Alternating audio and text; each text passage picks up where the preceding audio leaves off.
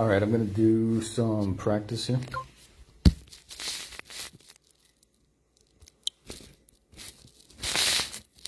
Set up. Voila.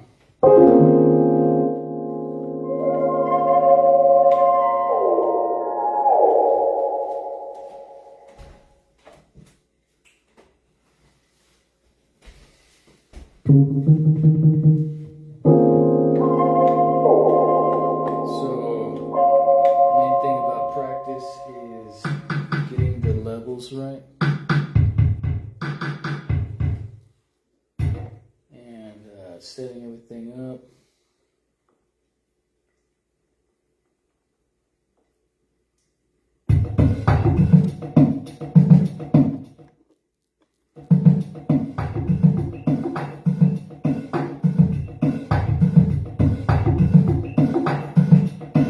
All right, so that's the beat from yesterday or so, or the day before. And I did write some lyrics, but they're in the phone.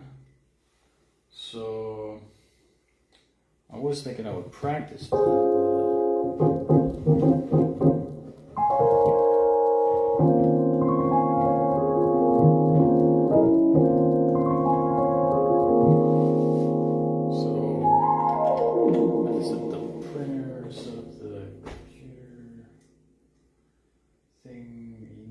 Something. Anyway, this is already started, so I'm just going to do the sound check, make a little jam, little jam-tastic jammerino. I don't know if y'all know about the jammerino or not.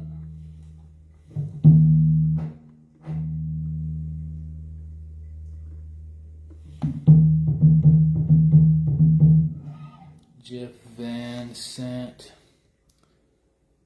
That name rhymes in itself. So, do I have a reverb on? Oh, yeah. There we go.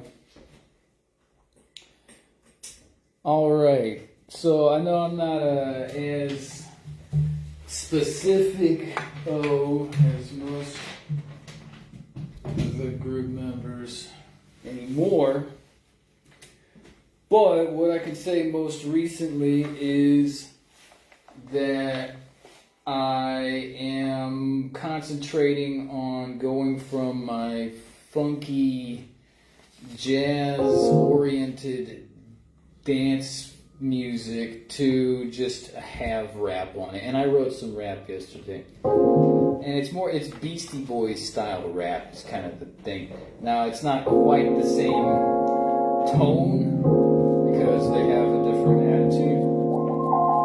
But the only thing I can call it other than that is back in the 80s and 90s when dudes would hand the vocal to the next guys and they had multiple vocals. So they said, hey, this is the thing I'm saying. This is the thing that we're gonna say together. And so that's what it's all really about. Because that's my favorite style. I'm gonna do a little soundio checko. I don't like this tone. I'll check out why.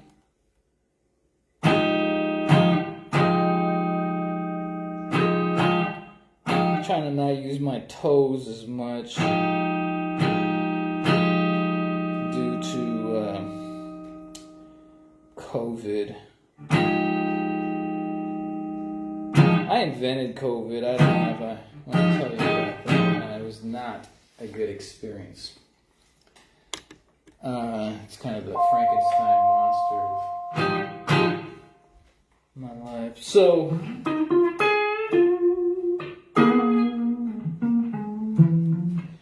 my tone is really just not jamming right now. What's the deal? This is the same preset I used yesterday.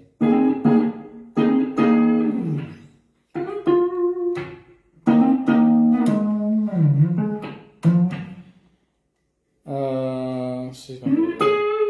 Sounds a little bit.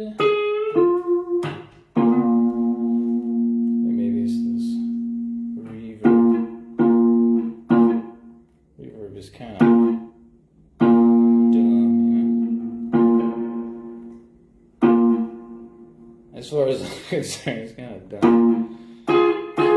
It's like it's kind of neat, but it's not real.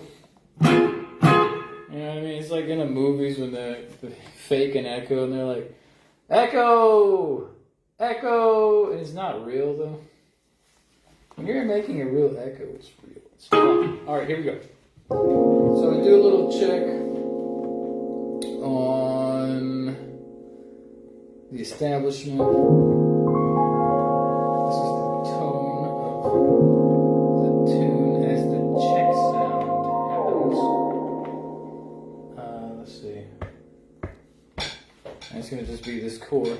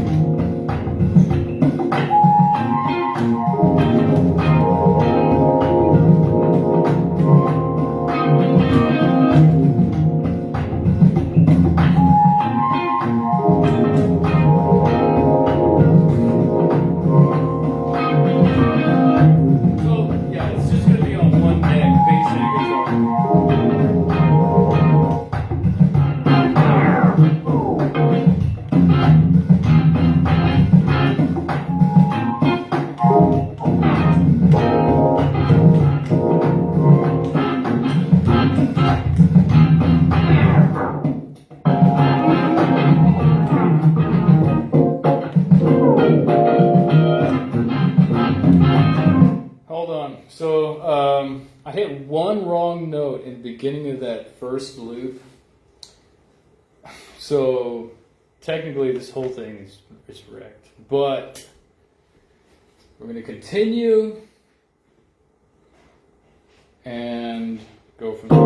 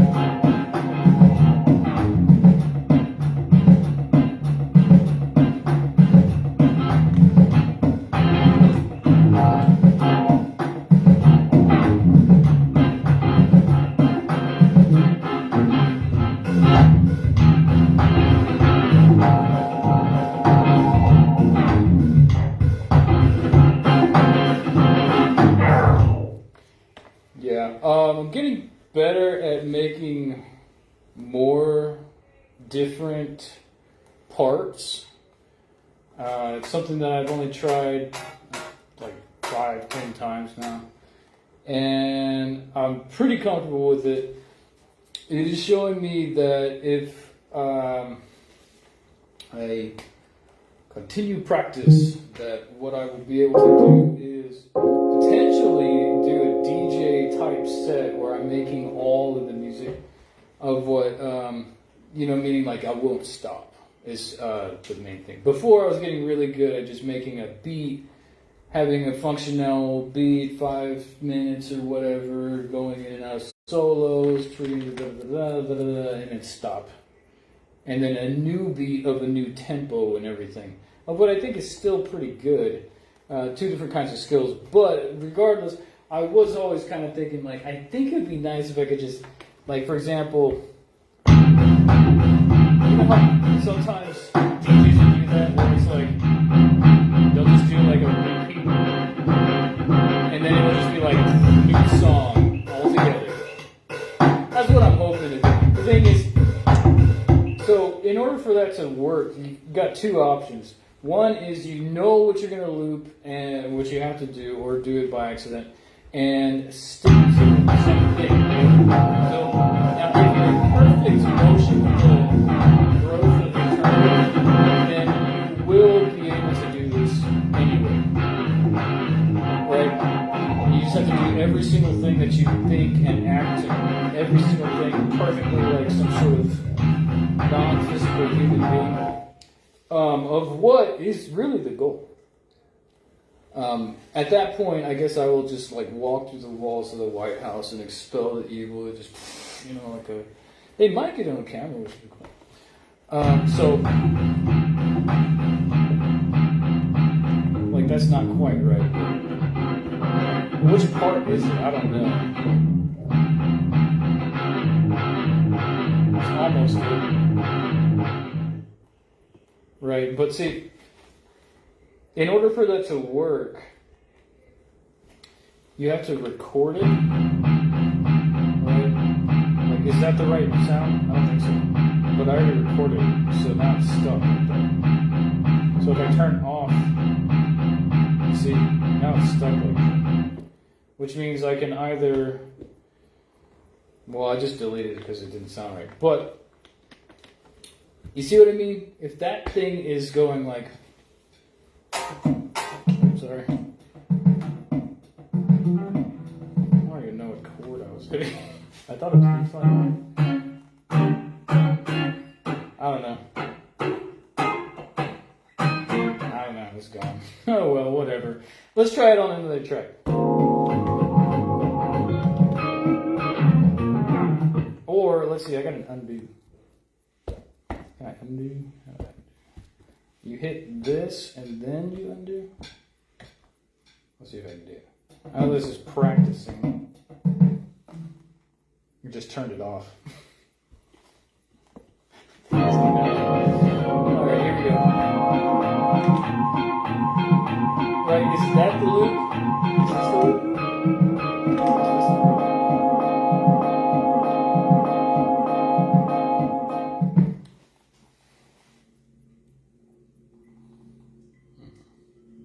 I don't know.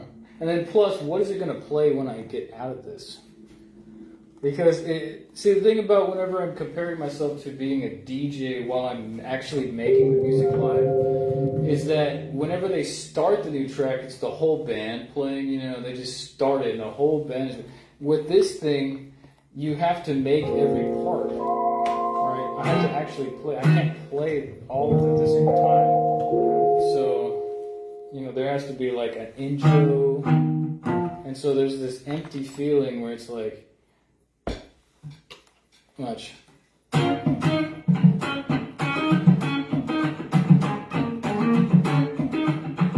not what I was trying to play.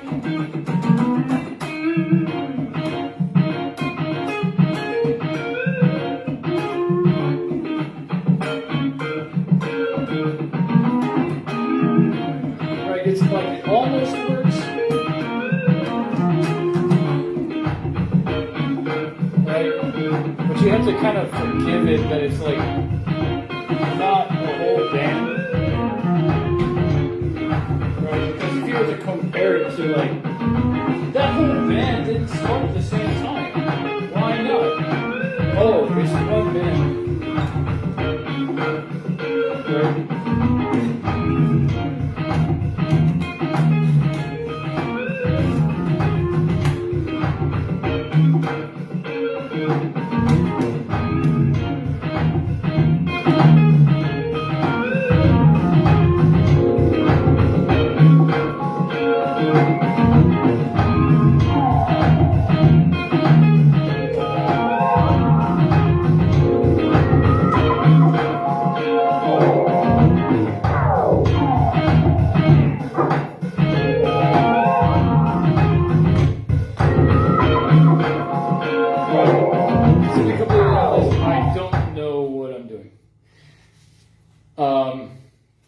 I'm at a point in my education where I'm able to go on by myself, but as far as upper education that surpasses the knowledge of society, I'm kind of just poking around. You know,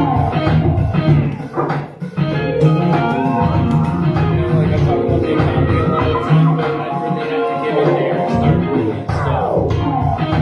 You know, like, check it out myself.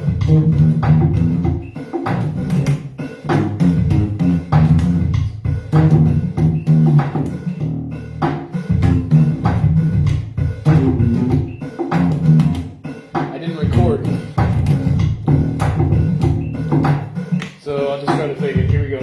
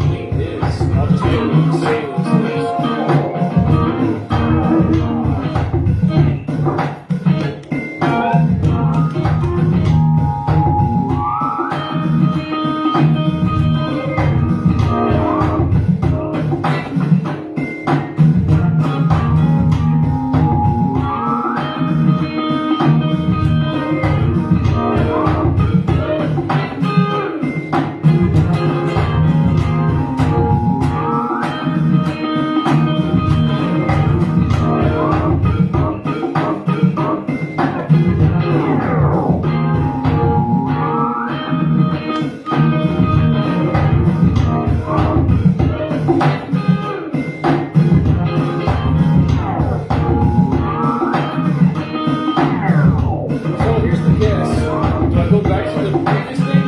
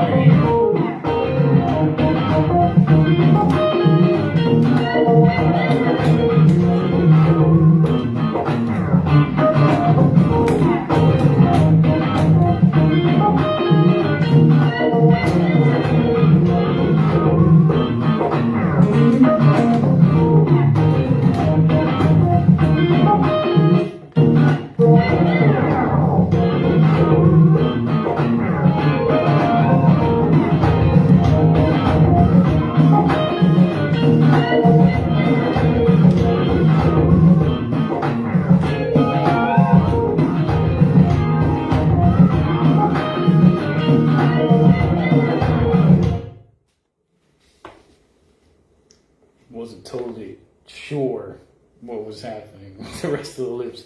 I think that I missed a step, like I was saying. If you do everything that you're thinking, it's a time to sit and pray. If you do every single thing that you think exactly the way you think it, and all are also creating reality for every person in the planet. Have a great time.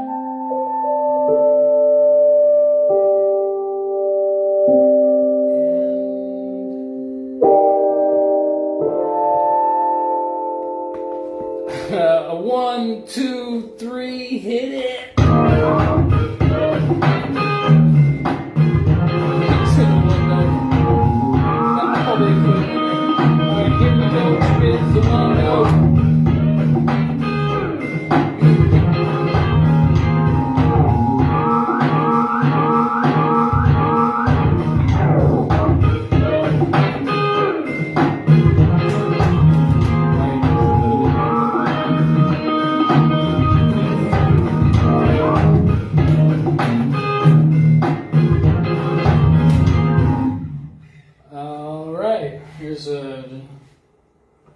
Pretty good. So that's all based on this previous beat.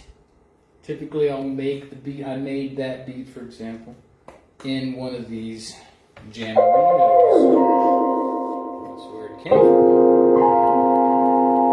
From me. My jammerino.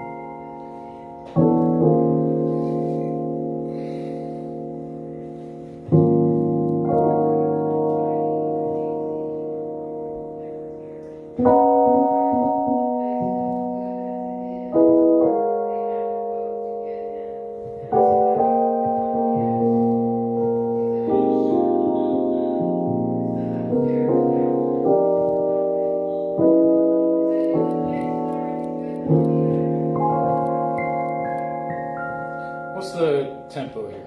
Anybody know? Is it the same beat?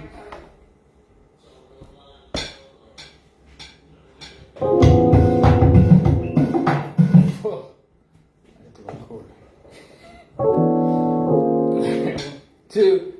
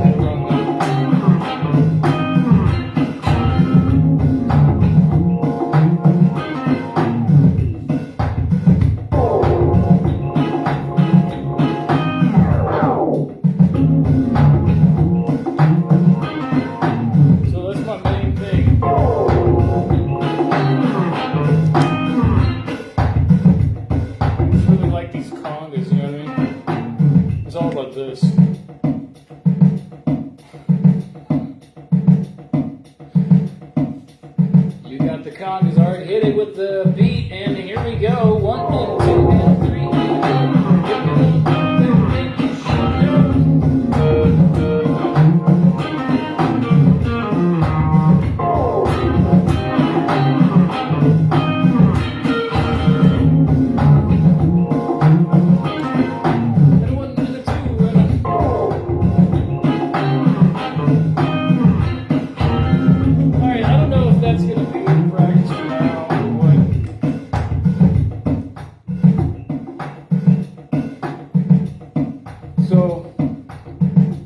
saying. What I'm looking for mainly, okay, I know Gildan keeps saying, like, I will play drums. There have been maybe total 25 drummers who said they would play. But they come and go. Who knows what I think they all get church gigs or something. They get married immediately. Maybe. I don't know for sure. But check it out. So the main thing is getting the congas. I know what's his name, Jason Hand or something like that. Mr. Hand. He keeps saying like, I play the congas, and that's cool. Adam Carmen also plays congas, and he's everywhere. So, but just replacing this. Right, with a drummer and a conga player, and then I'll do the rest. It's kind of the main functionality of the system. And then after that, we've got, we've got several people who want to play bass. I met Blaine in person, for example, and he could play fine. He brought his upright and played electric as well of his own. And then there's, what's his name? I think his name is Eugene Ozidale or something like that. I think he's like a Japanese guy or something who plays bass. He keeps saying like, I'm ready to play bass. And then there's the upright guy. I think his name's like James Kane or something like that. And he wants to play as well. And I'm cool with that as well. Plus there's like all those other people. I think everybody wants Laura. I don't know how to say her last name. Hodachenko. Maybe that's just me. I feel like she's like the prize of Houston. Laura.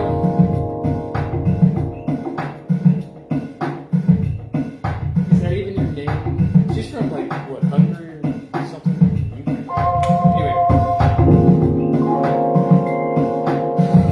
Well, that's okay. Giovanni, obviously, duh. Oh, and then there's that guy, I forgot his name, he's another sax player, and he's ready to go. And, Roberto Rodriguez, he kept saying, yeah. It's like a lot of people. So, I know it's my fault because I didn't have charts already, and I also kind of flaked a little bit because I was like, I don't have enough space currently. After I posted that ad, I was like, oh. But now I do, if you want to see. I mean, it's not that much. Maybe you can't tell from the pigs, the dog bed. But this entire area, I mean, honestly, I practiced in rooms smaller than this in college.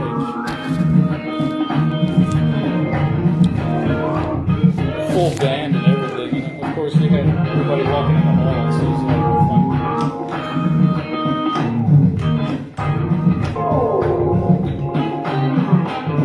But here's the thing, so I don't know what this sounds like. Plus, I'm talking a lot, right?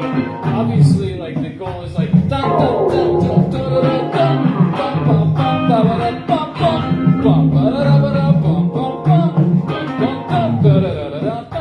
it's just like that the whole time. And just like going on for like 15 minutes at a time.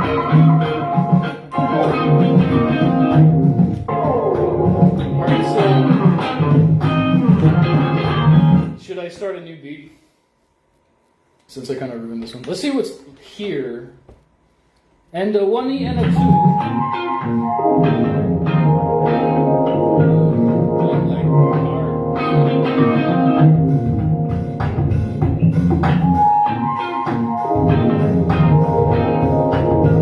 It's just like real easy going.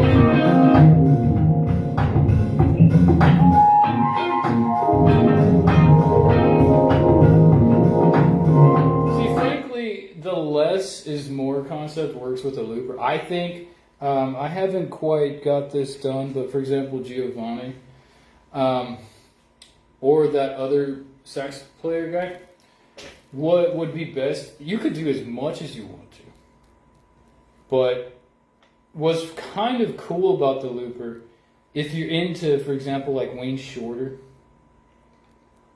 what's neat about him is that he'll be standing there for like 10 minutes not playing a note, you know what I mean? And then he'll be like, boo! That was the note, you got it right. Because the silence is part of the emotion. But you could also just like, especially with that old style saxophone, like rock and roll kind of sound that was popular. It was popular in the 90s even, and in the 80s on like that kind of music, but like old 50s kind of stuff where it was like, like that. Where it's like, sounds like saxophone. That's what you or it could just be like,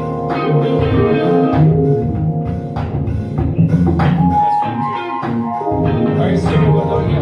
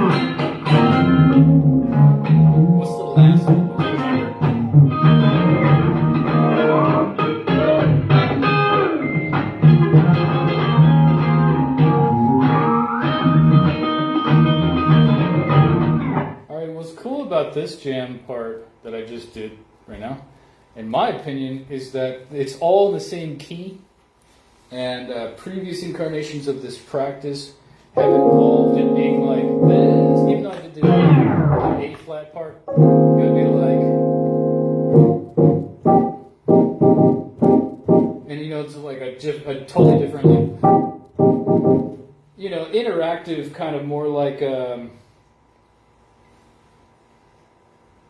like a blues or like a funk soul kind of song or something in a generic, very generic way. In fact, let's just do that now. I'm just put it here because I mean this stuff's all messed up anyway. So I'll just do that and just making sure everything's right on. And I'm just gonna keep it real sparse.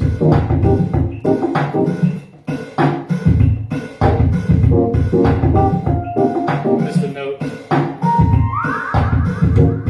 kind of the theme. I'm going to save it as it is. I'm going to go to the right side. It's just going to kind of like a whoop, whoop.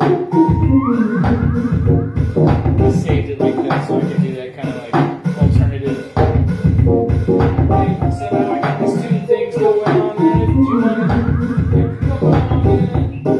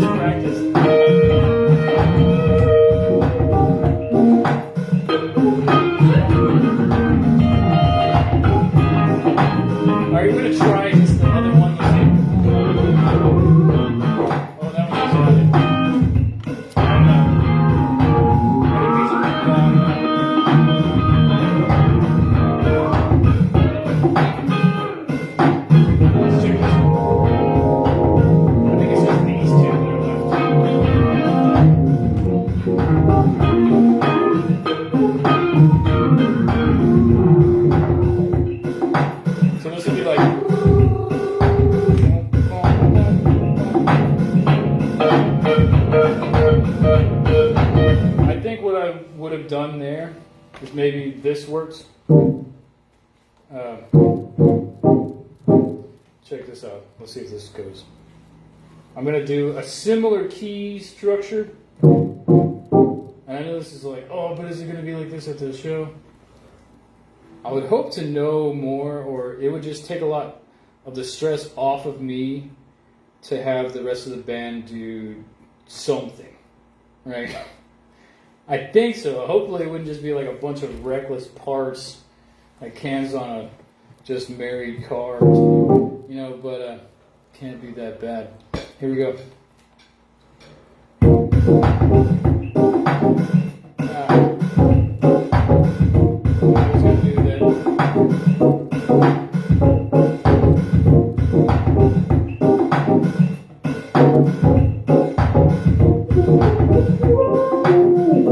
I use the same synth sounds all the time. There's so many synth sounds, Oops, sorry.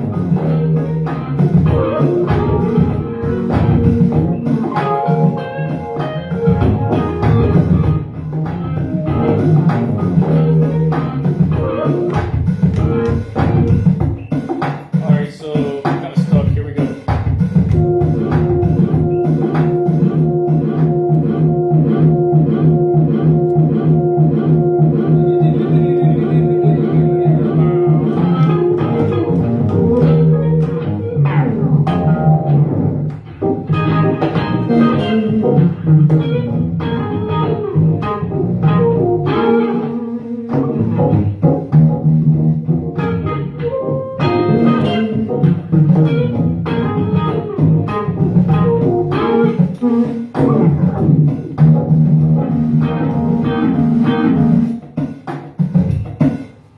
end.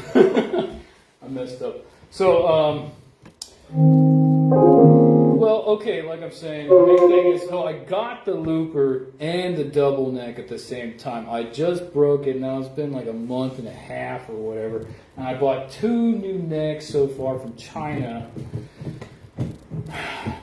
And, well, one of them is a guy who lives in China who sent it from like Iowa or something somehow. Anyway, and they didn't fit right because I don't know everything there's to know about building a guitar, but I'm learning now there are things about it.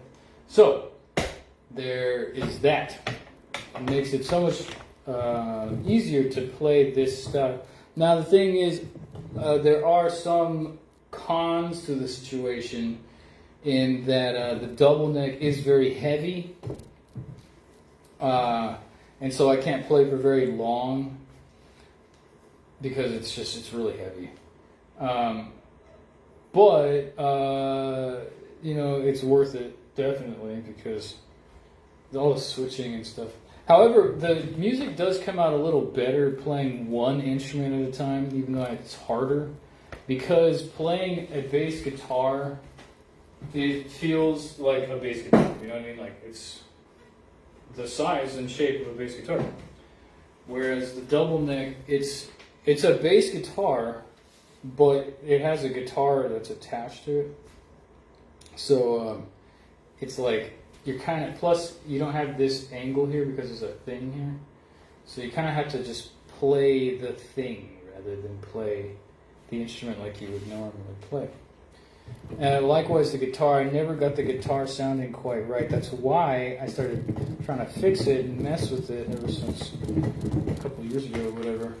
And I was always much better on real guitar, normal guitar. This is the guitar that I own, that I got when I was like, I think I was 18 or 19 years old.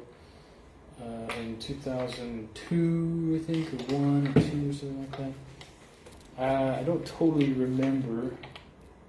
It was in college, and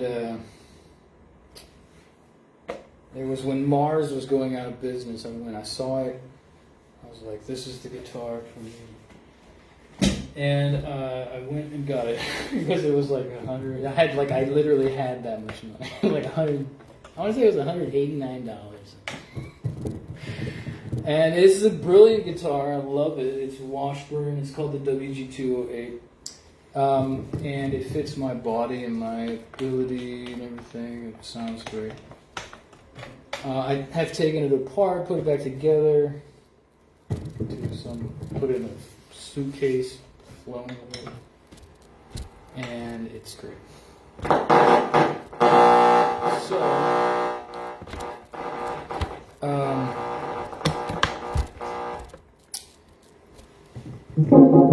you know, it sounds great. Anyway, I'm hoping that the neck, whenever I get it fixed on this double neck, is going to be flat and clean like this one. That was the main thing. I could never get the action low enough. It was like always just a little bit kind of high. And so I ended up playing like more like an old American blues player, you know what I mean? Because their guitars are like the kind of thing where it's like barely playable, but they're playing it anyway. And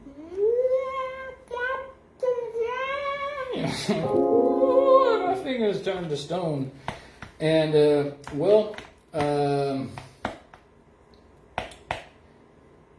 yeah, but, you know, I did get it pretty close at the end there, right before I messed it up.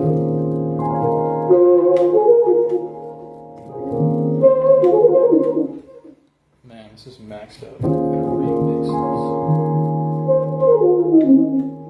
this. This is too loud.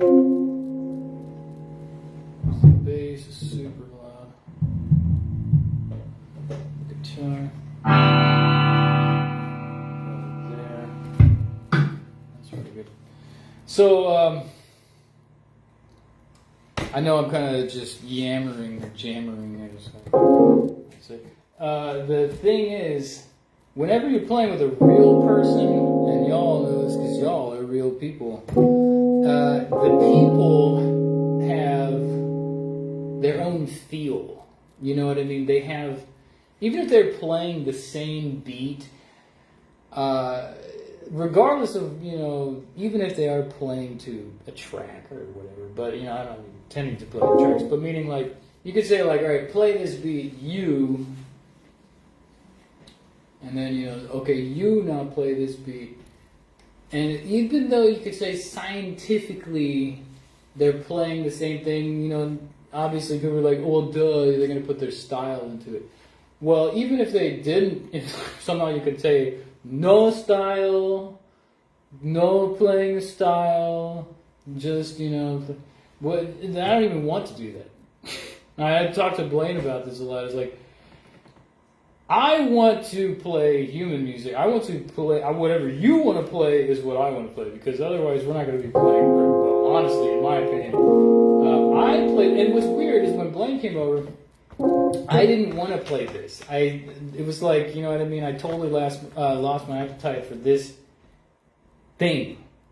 This stuff,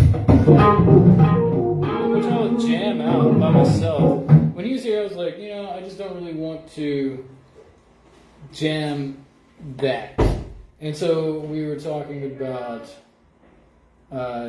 just different music. A lot of the Medeski Martin Wood, and then, gosh, his name eludes me, but the guitar player.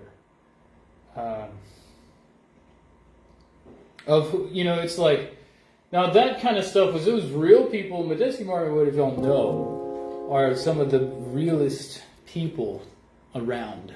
At least back in the late 90s, 2000s were, and I think they're still the same people, but meaning like very real. And it's hard to explain what real is. I could show you an example of not real, and that's this.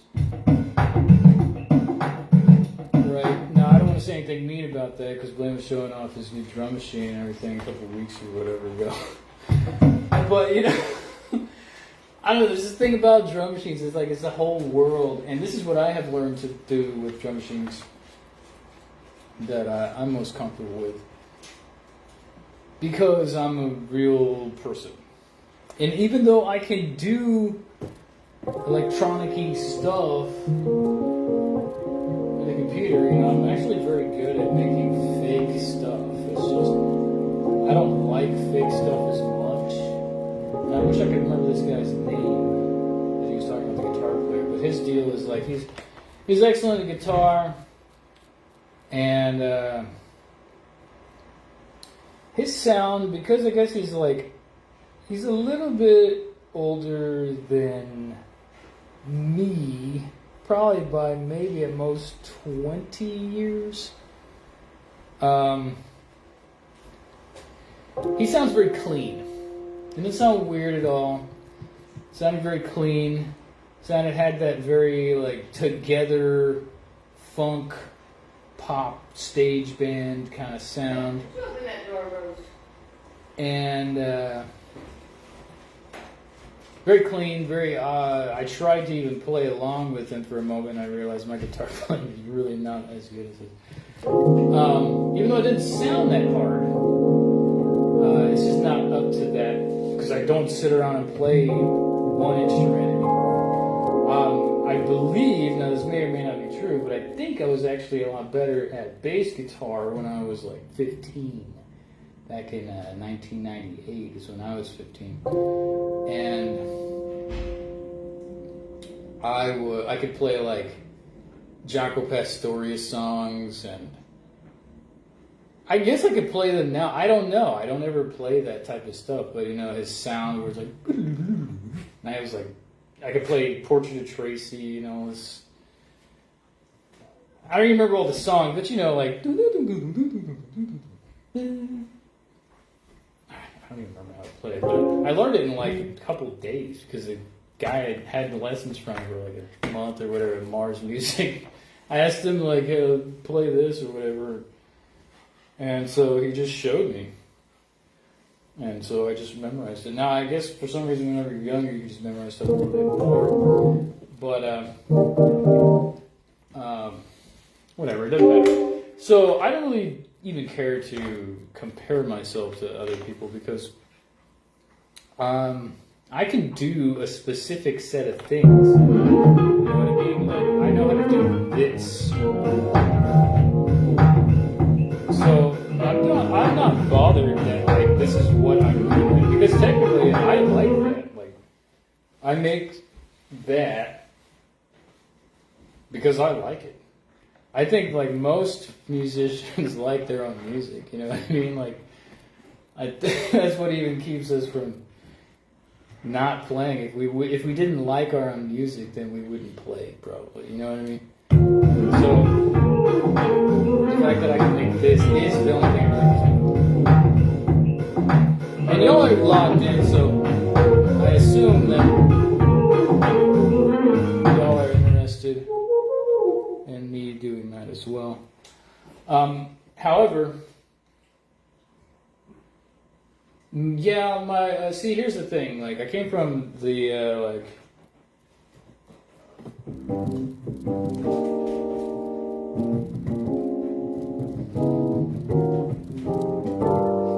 not on piano, but as a bass player, you know, like I don't even know if that's a chord. What was the chord?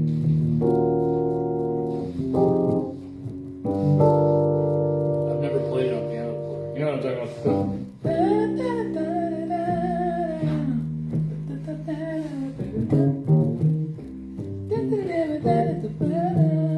You know, like Red Clay. Basically, Red Clay and Herbie Hancock and the Headhunters. Except back in the way back, I actually played in big band because I started pretty young. I started playing in big band when I was 13, which I turned 13 June 25th, 1996. And then I joined the Young Sons of Music. And I also joined the Houston Musicians Union that same year. And played big band. And I like big band a lot. I think it's super cool. Plus, they liked me because I was like the electric guy. So I could play specifically the fusion and or Latin songs. So I technically like that. Now the thing is, of course, I don't know how to play like authentic Latino things because I don't know. I just don't have that knowledge. Now it's the weird thing where like I'm so neutrally hybridized that you can give me a song and I can play it. Typically, whatever it is, I mean, if it's some sort of pop song.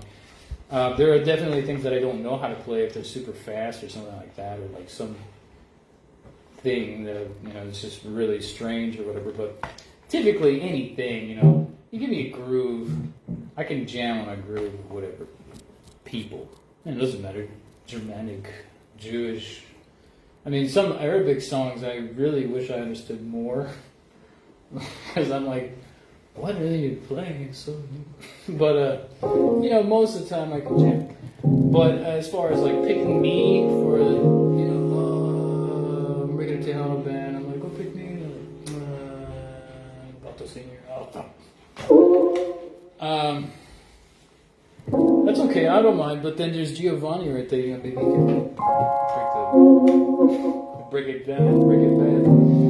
And so check it out. You know what I mean? So that's what I'm really trying to figure out. And but then the thing is, see, the band would be all different mixed up people anyway. So whatever, doesn't matter. And it's not really like my main cup of tea because it's got to be a little bit hybridized. However, I do really like salsa music. But most people who play music like salsa, right? Am I wrong here? Let's make it fun. You know what I mean? Like,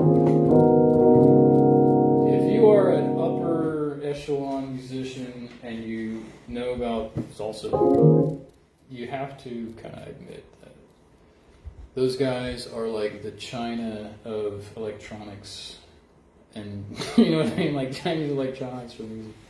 Like it's good, it works. There's obviously good, very good craftsmanship here. Now, of course, some of it sometimes is a little generic, but it's a type of generic that's like so far beyond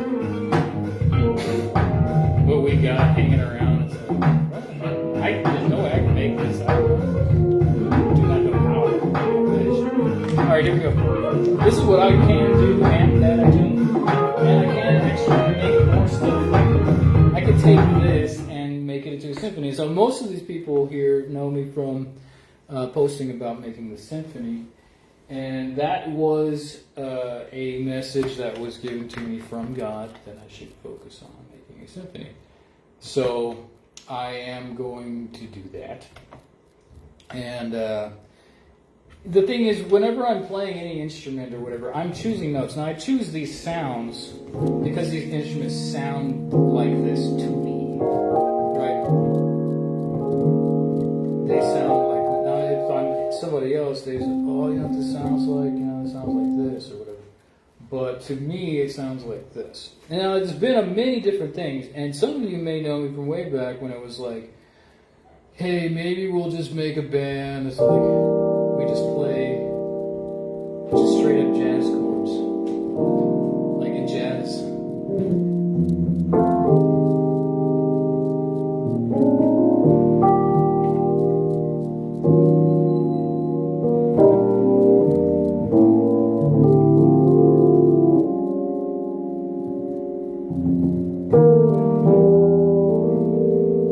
What's the chord?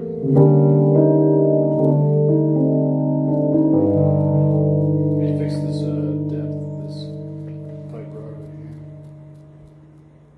so I can concentrate. It's gotta have some because it's not a real piano.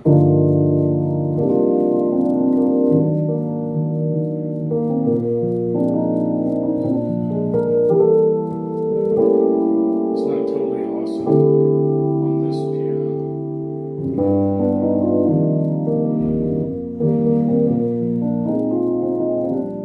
So the reason why I learned those songs, and it's like, I want to say there was like at least 30 of them at one point that were approximately that complex, but they were specifically out of the vocal reel book because I had intended to sing the songs, and so I learned much of them.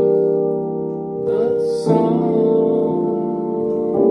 the robin sings from you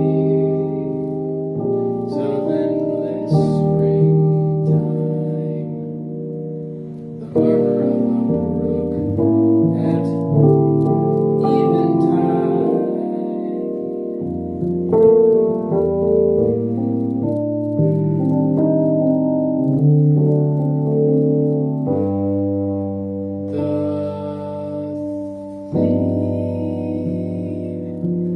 What is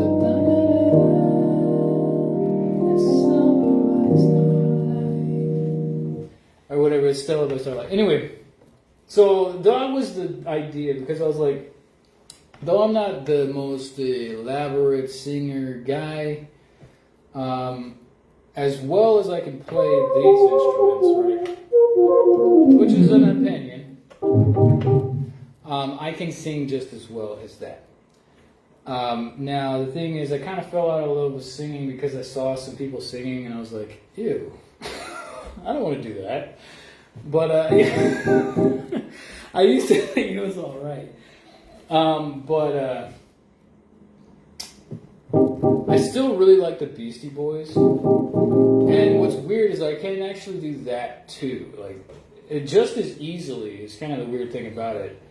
Meaning, like, if you just hand me the lyrics of the Beastie Boys and you play the Beastie Boys song, I could just do it. You know what I mean? It'll sound exactly like that, the way they do it. I can do their tone, their technique, and everything.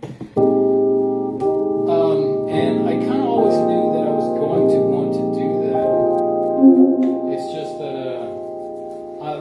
disagreed with was the idea that you would take somebody else's music and use that to make your music. Whenever I was younger, at least, I had a real thing about that. I don't know if I was a classy guy or whatever, but I would be like in a suit, and I'd be like, they don't even make their own music. But the music was really cool, and I could not say that it wasn't. But the thing is, they actually do make their music sometimes, just not most of the stuff. But they make it, you know what I mean. And they just take people's music and make it. But then they also use it. Anyway, it doesn't matter. That stuff, one of them died. So we're stuck with that.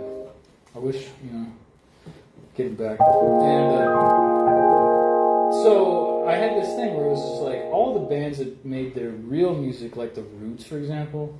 I always thought like, okay, well, for example, the first hit album, that blue one, Do You Want More? Which I think is their second album. That was really good. And then there was Groove Collective. If y'all ever listen to Groove Collective? Groove Collective was really good. They made a lot of albums. I had Declassified. Later, I had darn, I forgot the names. There's the one where the guy was like sprawled out on a car, and his Groove Collective tape was like falling out of his hand. And what was the other one? Anyway, the weird thing about that music is it was really good, but it just wasn't quite there yet as far as being either a vocal singing or rapping thing. They have that percussion player who raps, but he just does on like one song on the album. And so it was like, and then they would sing, but if you remember this at the time, back in more like 90s, some 2000s, in the jazzy world, they would just be like, it would just be the title of the song, you know what I mean? It'd be like, give it love, love, love, love, everybody. And that would be it, the whole song. And then they'd be like,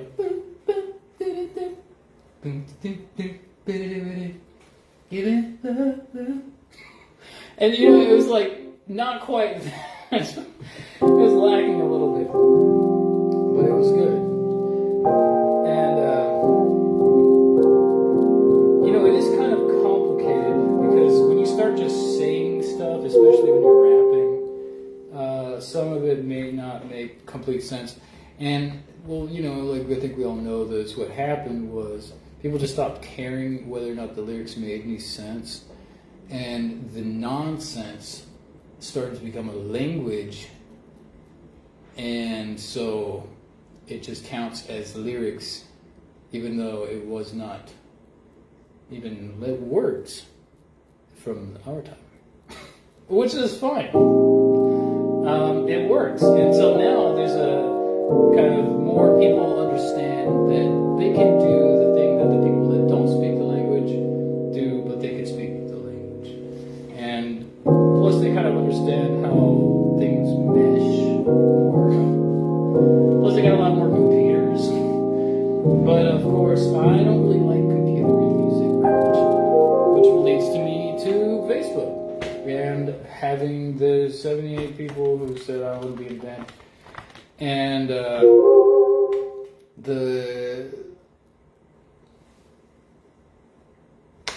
focus was, I'll try to remember exactly what I said. It was like, basically it's a symphony that has a backing band that's like a funk jazz, fusion jazz backing band. So keyboard, drummer, guitar player, bass player, percussion player, and then there could be doubles or whatever of some instruments. And then so like a trumpet, trombone, saxophone, at least but really it could be a full-on horn section. of any quantity, as long as there's something. I'm down to the point where I'm like, well, I might get a MIDI guitar, and I'll do it. But then also, specifically, the combination of the horns and violin, cello, and viola at least. And I do have some upright bass players that are interested as well, of what I'm fine with.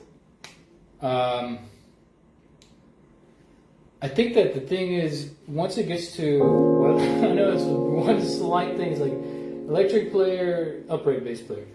And it's like, well, once I have an upright bass player, I feel like I should have charts. I should be like, you are going to play this. Like, I don't necessarily want you to play anything. Though, see, here's the weird thing about it. It's like,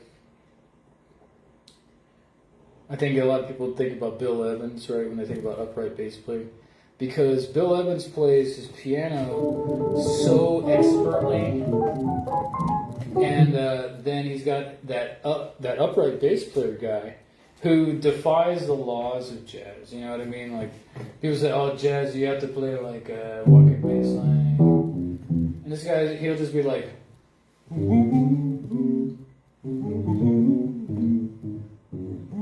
he's just like playing the whole time, just stuff. Because Bill's holding it down, he's like, "Let's make it super dance, awesome chords, and it's got a great melody." Ooh. And so he's just like, and it doesn't matter, it sounds great.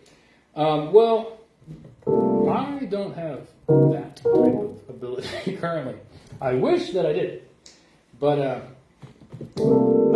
got a very specific thing that I can do, like this.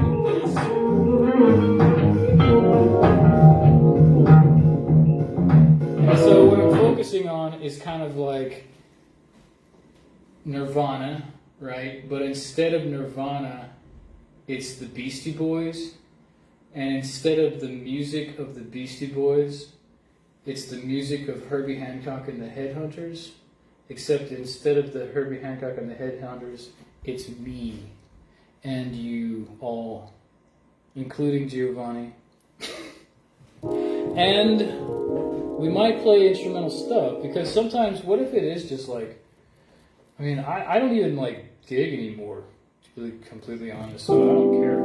Like, if you wanted to call out, like, I don't think even people play jazz heads anymore, do they?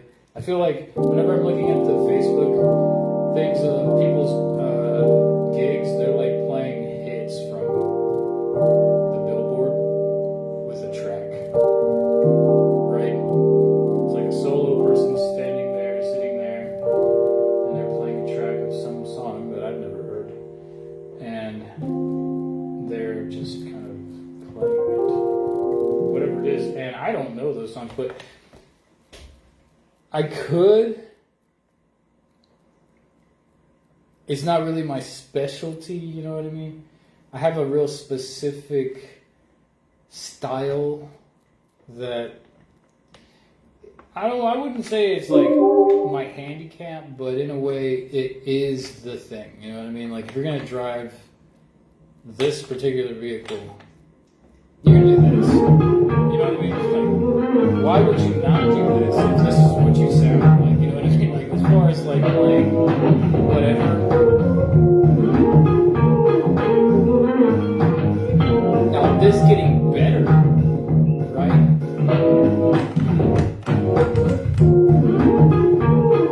That would be excellent. But see, better is a tough one for me, because I never really defined better as being anything except just more you.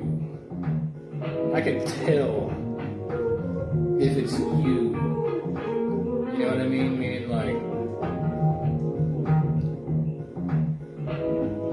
you know what I mean? If it's you, if it's the real you, I can tell. And you can say, well, this is me. This is me. Yeah, well, you know, if it's really you, then do this. You know what I mean? At least in your own style. Of you. gonna argue. You know, if you are a cover band musician, like that's who you are. I don't even know what that means, really. You know what I mean? Like, I'm not.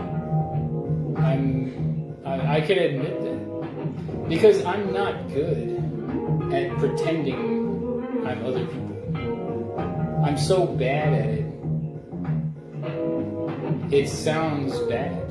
It's the only thing I could. You know, I know it sounds kind of defeating, but it's true. If you were like, all right, here you go, the Willie Nelson tribute band. No, it's not gonna happen. It's gonna sound wrong. And I know I said like, if you're playing a karaoke track of the Beastie Boys, and I could do that. I guess I could imitate that, but the thing is, I can't take out me from the picture, you know what I mean? And I don't think anybody can, really. I actually think of myself as kind of ahead of the game, because whenever I see a cover band, usually I'm like, it looks like you're having fun, which is great. But as far as like, are you being you? I don't think so. And they would have to say that they're not, because it's not them. Now, as far as if you look at like watching a real rock band in the 70s or something like that, that made that real music, and I would say that's really them. And you could tell the difference. But as far as even if you could imitate them, that's not them. That's not what I want. If I want to see, you know, Gilly Hamilton singing a song, I want to see her singing her own song. You know what I mean? Like, I want to see her pulling out a Robert Plant or something, you know? I guess it's all right, but, you know what I mean? Like, that's just my philosophy personally. Alright, so let's see what I'm left off with.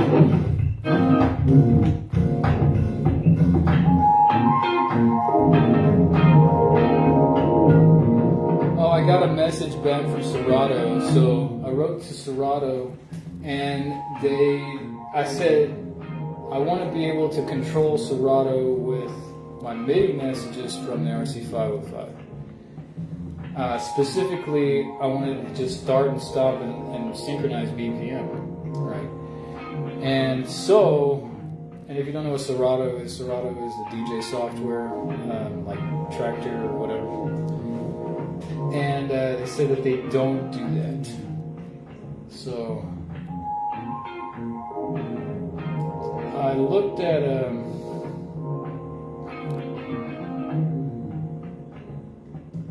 so here's the other thing. I don't want to get too deep in the gear of fixing this stuff, because I don't even want to do that. You know what I mean?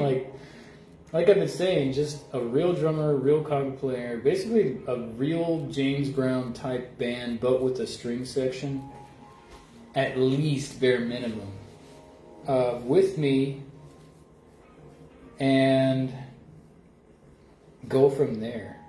But as far as maybe getting a DJ, I'd be totally fine with having a DJ if there's some way to synchronize my stuff, you know what I mean? Like, I guess he'll be able to synchronize just by, you know, like, just dragging the vinyl a little bit, you know, and just hope that it keeps on time, but I don't know. So there's other options, and that's maybe get a duplicate of this thing, or an MPC, which sounds like probably the best idea. But the very first thing I'm going to buy, whenever I'm going to buy any equipment, is the single hybrid neck with 3 bass strings and 4 guitar strings. Period. That second thing on the list is honestly a bass clarinet. Because that's part of my deal. I play the bass clarinet, and that's who I am. So, it's going to be a new thing for me. It's just an awesome sound. And, like, it's the style. You know, I can play up there, register,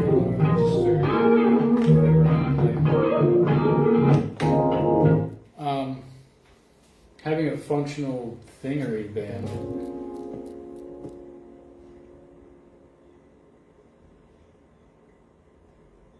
I think I could do it. So now all this stuff here, we just have to talk it over. Like real men in a table, the dark lights and one light in the middle. Do we want to start and stop songs? Amounts of time, 5 minutes? Should we play 45 minutes straight and not stop? And I mean like this type of stuff, you know. Because as far as getting out of control, I am not an out of control type musician. Or anything. I'm an in control person. And that is how I stay. If it gets out of control and it's not my gig, I will go outside. And if you know Adam Carmen, he will actually do the same thing. It's like, it's not my thing. It's not, I'm not this. I don't belong here. I'll be outside. I will be here if you want to talk to me. But, yeah, no, I'm in control. I'm just keeping it low. Right? I know the volume is a little loud because I'm a person in here.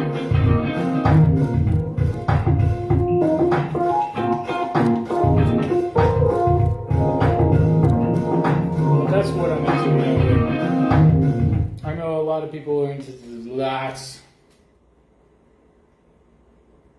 You want to see me do something? I don't. Let's not do that. And I don't really mean, you know what I mean? Like, not even like as a solo. Like, I don't want it to be like, now you just do your own thing. I'm going to walk outside for 15 minutes, just blow out. Do a drum solo for like, no, I don't think so. I don't think so. No. If it's over, just stop. Just play the music on the PA. And you know, let's just keep it back like that, you know what I mean? Like just chill at the bar, have a drink. You know what I mean? Like, I want people to not know what we're talking about. Like, I don't want to be laughing.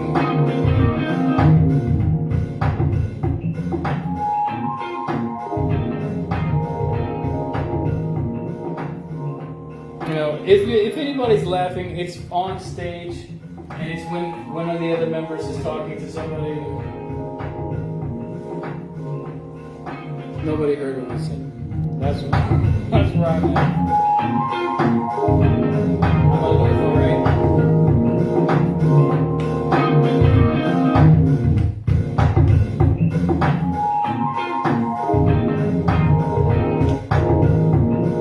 Now, of course, if somebody else is playing, it's not our night. Let's just be kind of reckless and loud. Well, just barely abusive, and also cheering them on. Just like, yo, go! You know, some guy loves his music because I love it too. That was me at the corner. I'm the one who loved it. Alright, so that's why you're even here. Is that number 2?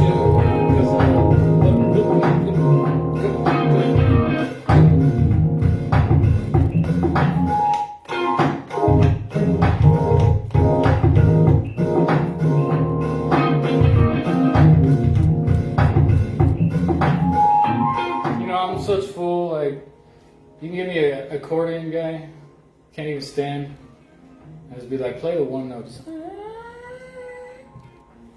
know, with that big ass hat, flat cap. He's a special guest. Yeah. Yeah, he's a legend. He doesn't even really exist. Technically speaking. Yep, it's up here.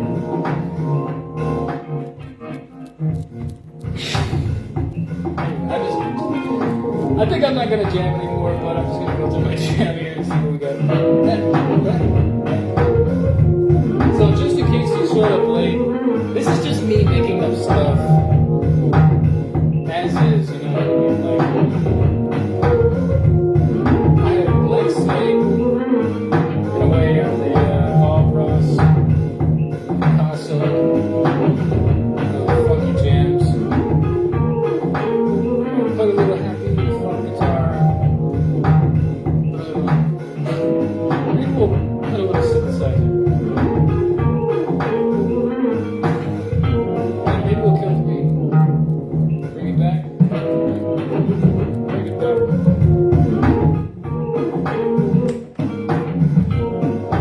Alright, so let's see what else is left over from today's jam. Last on our jam we had.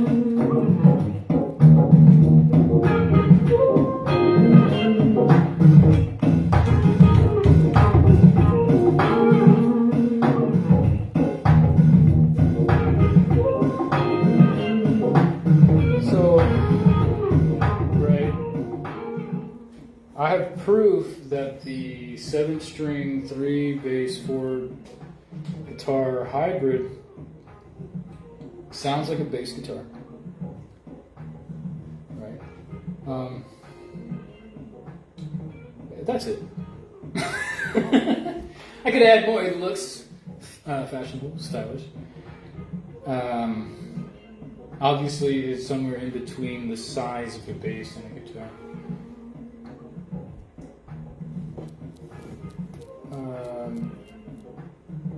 Is easy to learn. Just think of it like, well, you got an EAD bass strings and you got an ADGB guitar strings. So if you're playing on the guitar strings, you're going to want to play those strings. If you're playing on the bass strings, play the bass strings.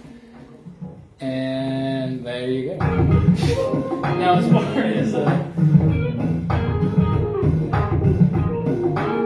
know if it's going to be quite like this because this came out like this because it's real instruments. This thing is going to be some sort of super, you know what I mean? It's a superhero of instruments. It's like, oh, no big deal. Just, is that CQ? No, that's real. That's real. That is real.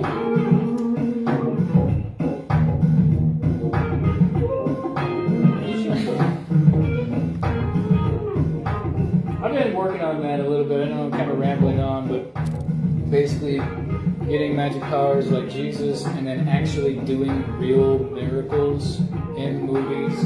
So I could say I do my own miracles. And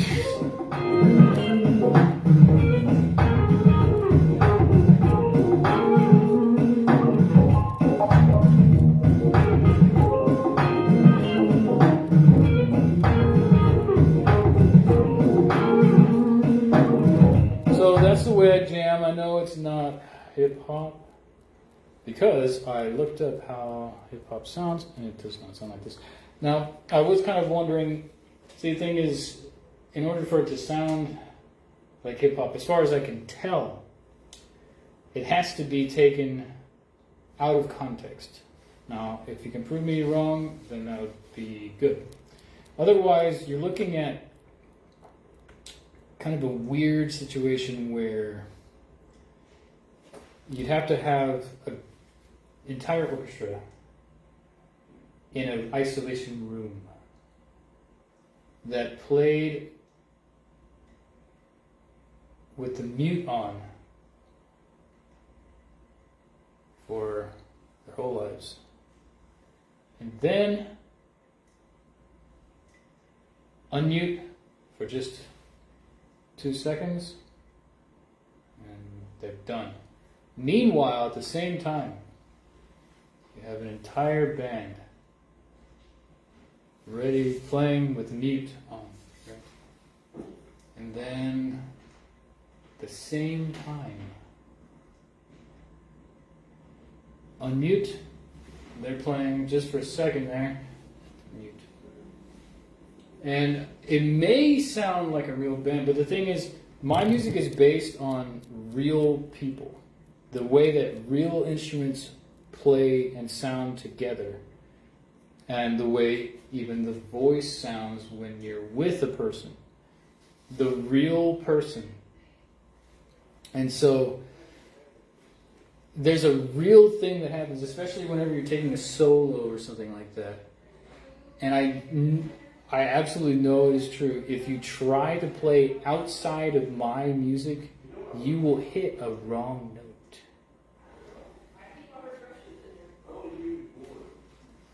So, let's just play this.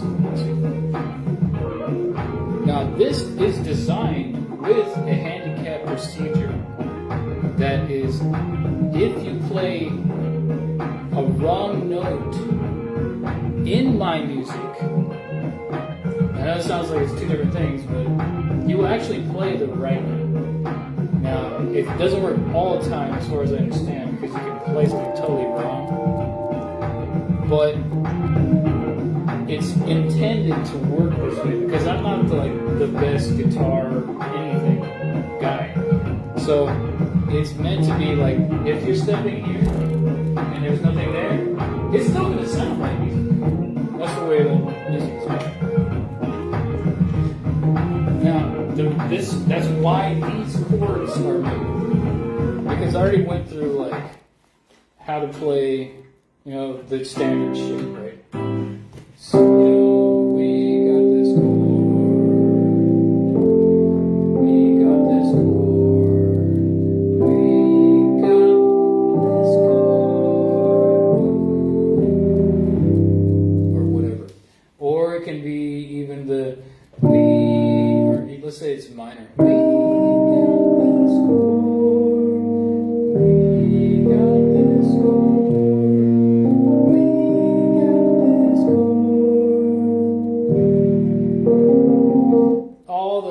Of those things called diatonic chord progression.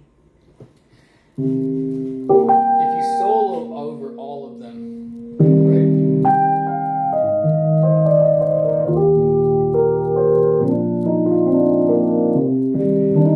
There are wrong notes, believe me, they're everywhere. Right, I can choose. Oops, right. We all know about oops.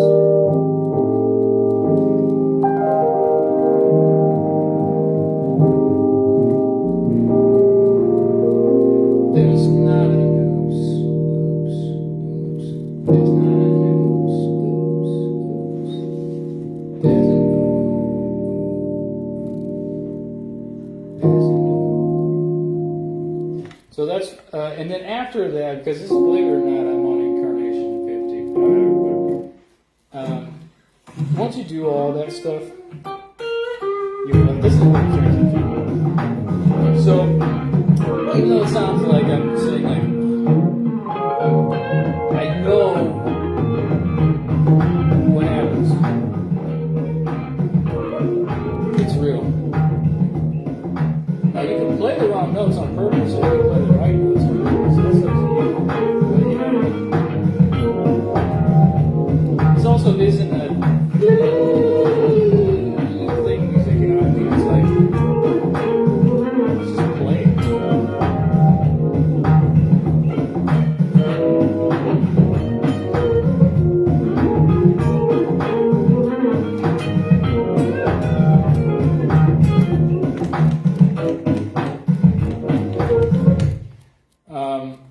I can try to prove it by playing more of this stuff, right? I'm gonna play a song, I'm gonna play a song, yeah. But, the thing is, I have violent opposition to negativity. Even it's like, I hate Broski. Does not vibe with me. It doesn't relax me. It doesn't allure me. I know how to do it so well that it can allure certain types of people. And I know that. And that's why I don't do it. Because it just doesn't work.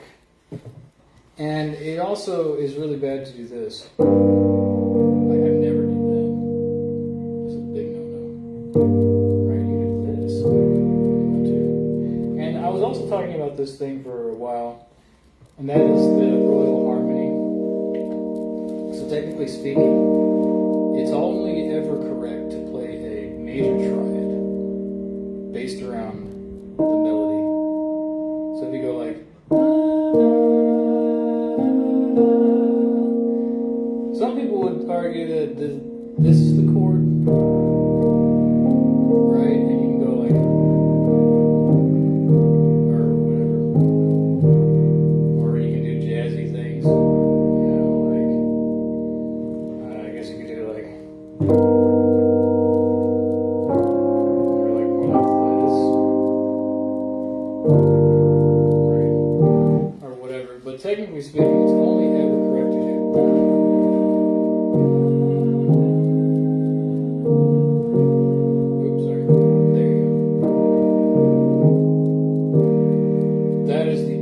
It's not taught in any school. I'm the only person, as far as I know, who knows this is real. But it's a thing that we can only agree on that it is correct.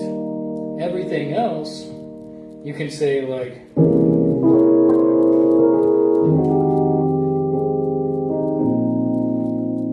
is that not correct? Is the question, but is that not correct? Is not. This is correct.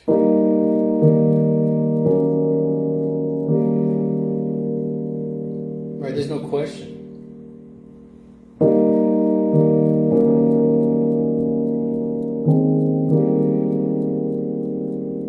In fact, that is it. It leaves a sound of there is no question. It's a statement. Right? Is this not correct? Is the question? No, it's not. It's nice.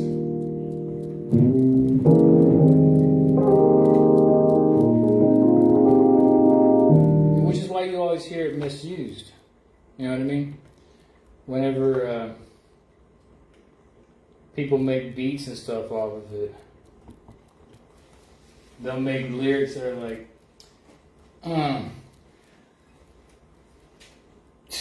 they twist it all up.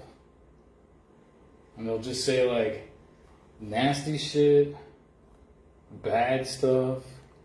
But they do it with a style. You know what I mean? They'll be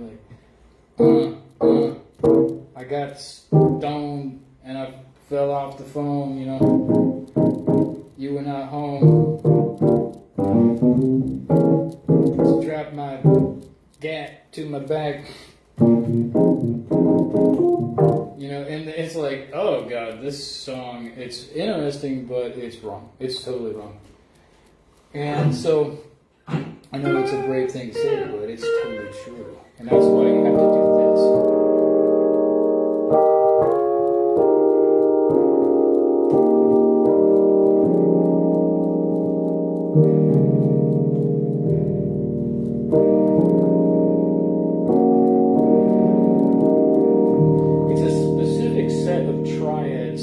Together, and you can tell if they're not the right ones because if you do it wrong, it will sound cluttered and strange.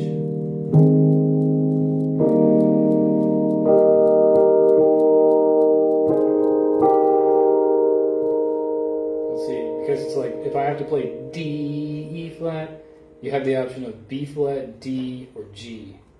Right?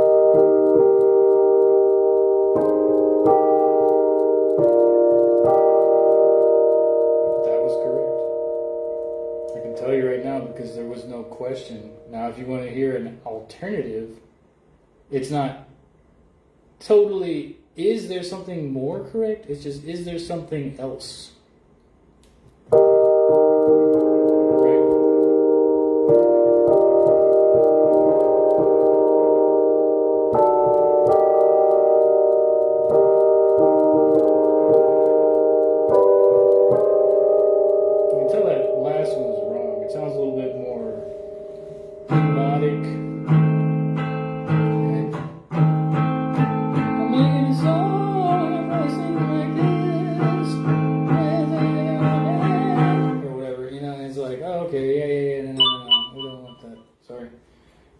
get your attention. People like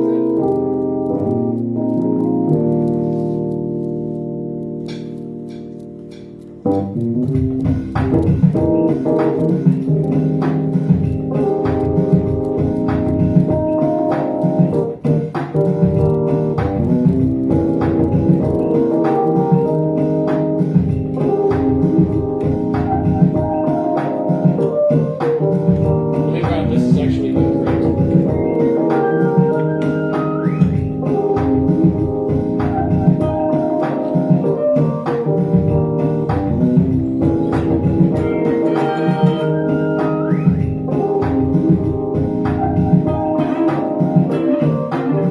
Oops, I messed up.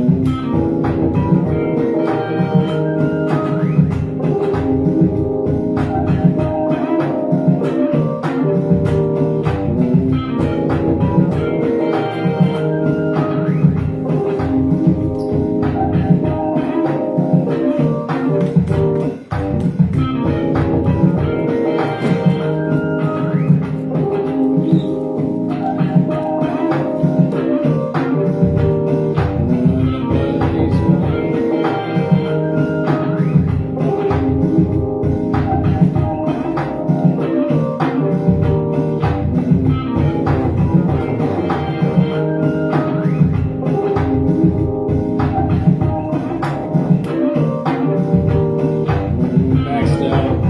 Oh, this is the turn of the bass now.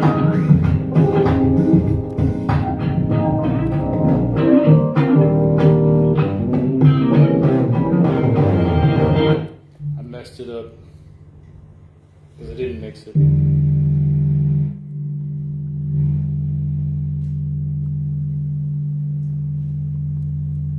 We can do it again. Let's do it.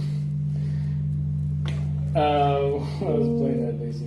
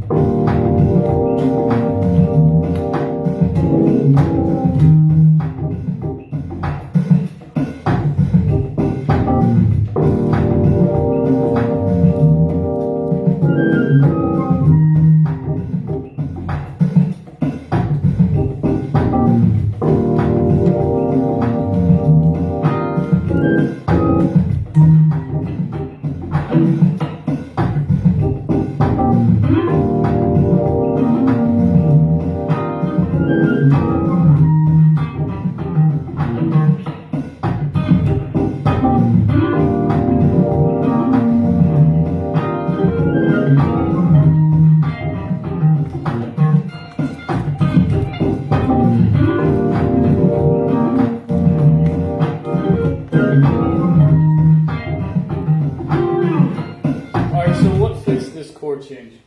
Just as since I'm already here, I'm probably running out of power pretty soon, but I didn't really save any of the stuff anyway, so whatever.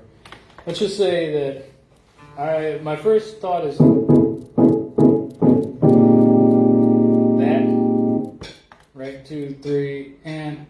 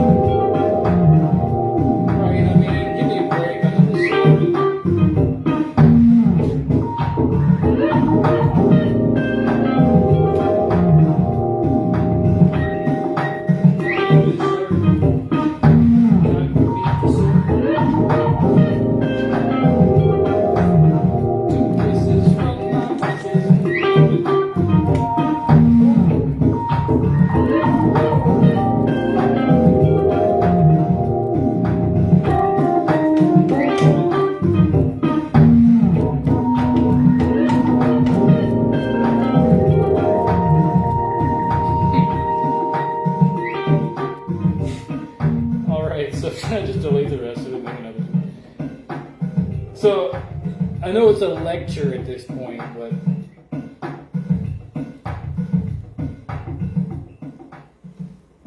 these chords are fine.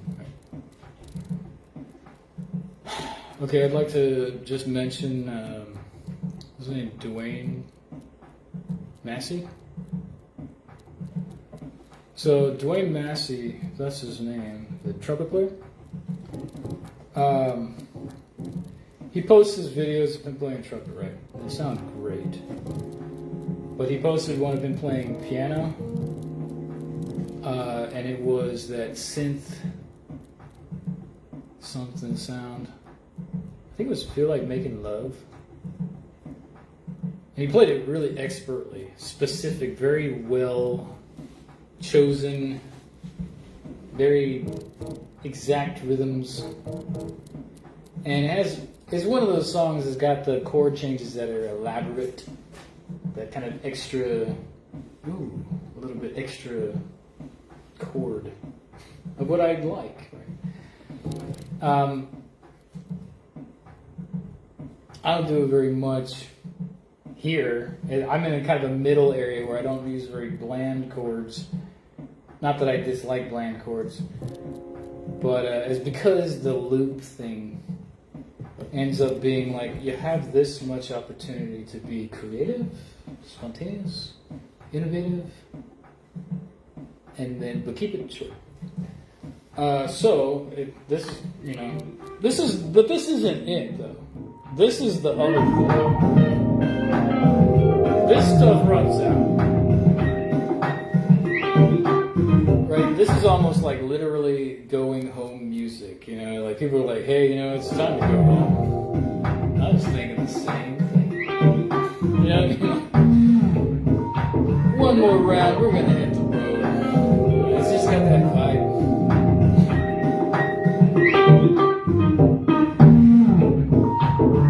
Yeah, we'll probably wrap it up pretty soon. Maybe one more dance. Getting everybody in on turn. Get a step, okay. Get the turn. After this, though, 2 more rounds. We're gonna go home, though. Everybody, thanks for coming out tonight.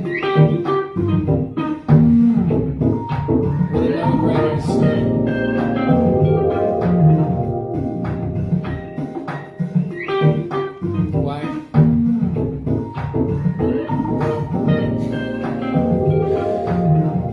It's the no-brainers. We got one-brainer. Plural. That's a Simpsons joke. Anyway. Here we go. We were originally going to call it the one-brainer, but then it was taken. We wrote him an email. Can we share your email response? Alright, here we go. Do we want more chords on this jam? Why not? Why not? Why not? So let's see what we got here. So do I want to play the bass? Do I want to play the guitar? Let's go with the guitar. Right. I know it's a little brave. We're going to play some guitar solo. Now, here's an idea I hope to work, and that is I play something on this. It has to be in the same key, right? On another track, kill the track, and then come in with the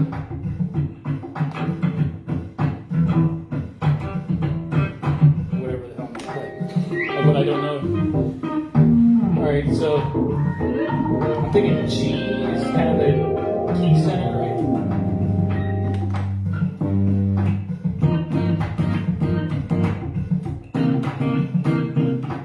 It's still like, this is the end of the song.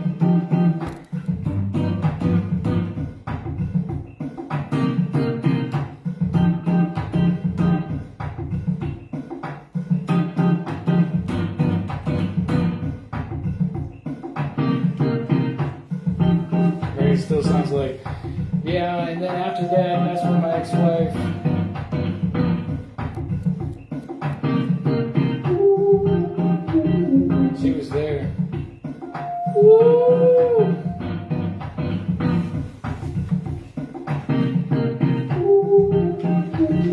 was like, all that.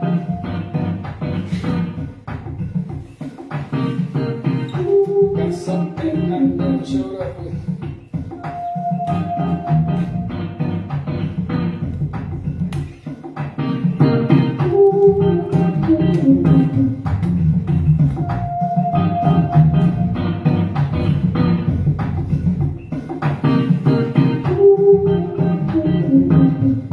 Maybe the deal is I'll just keep one instrument on already really good and I'll just alternate. Say the rule is whatever you started with, you start with the opposite thing or something else. Okay, did I even do any chords? I don't know what the chords are. G. Yeah, I do. C. F.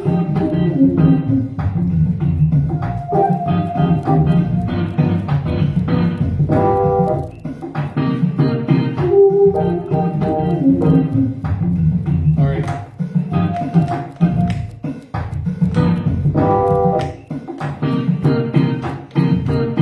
I should have hit the repeat. Alright, so I guess I'm gonna put the bass back on. And then we're gonna come up with the, I guess it goes to E flat, right? That's kind of the idea.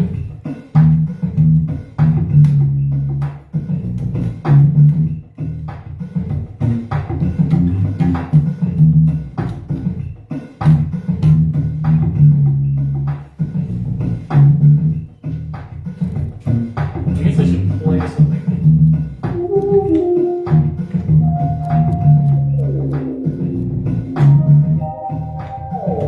I'm getting better at it, but I still got some thought processes.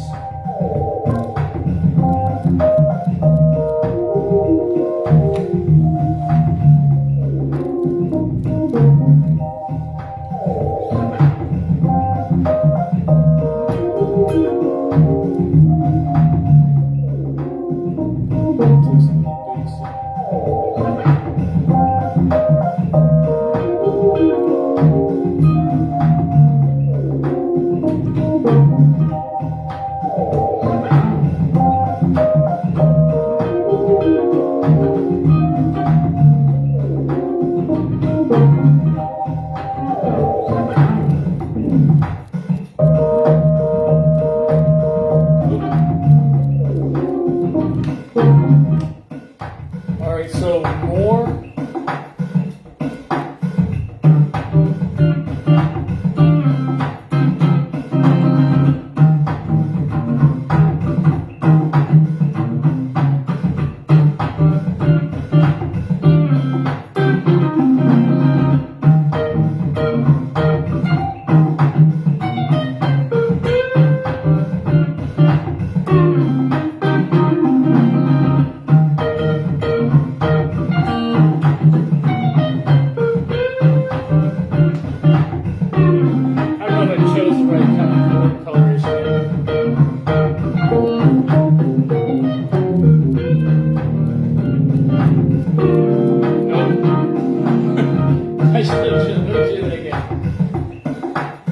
Try it again. Take two.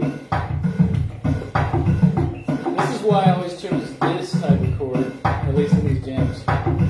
And here we go.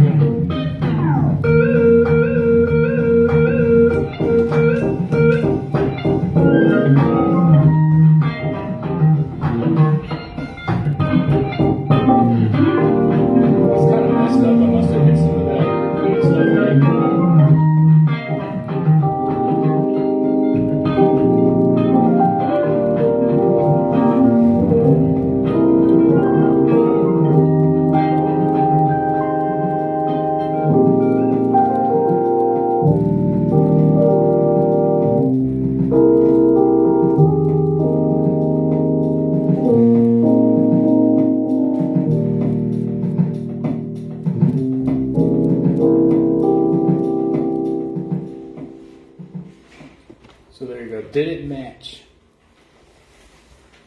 The grade my own beat here. Does it match?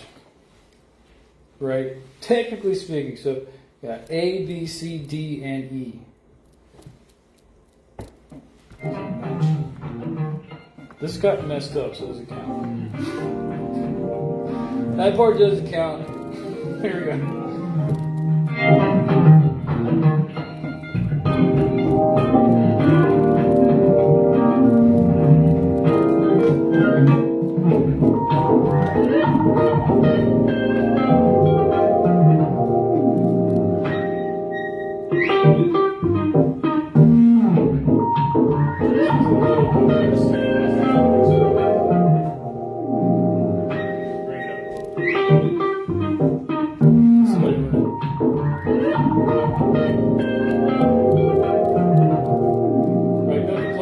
So far, it makes it a little weird, but let's see.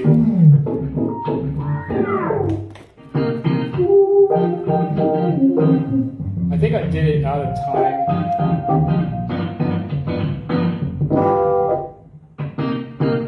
Because I was messing up and stuff.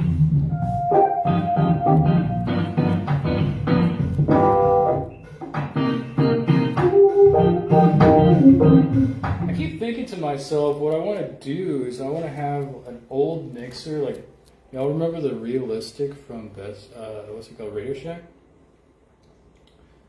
I keep looking at maybe the Realistic or maybe getting like a tape deck. And I heard about this thing, so if y'all know about the original delay from Boss, I think, it actually had a tape in it that it would roll around. So whenever you played something, it would actually play the tape back.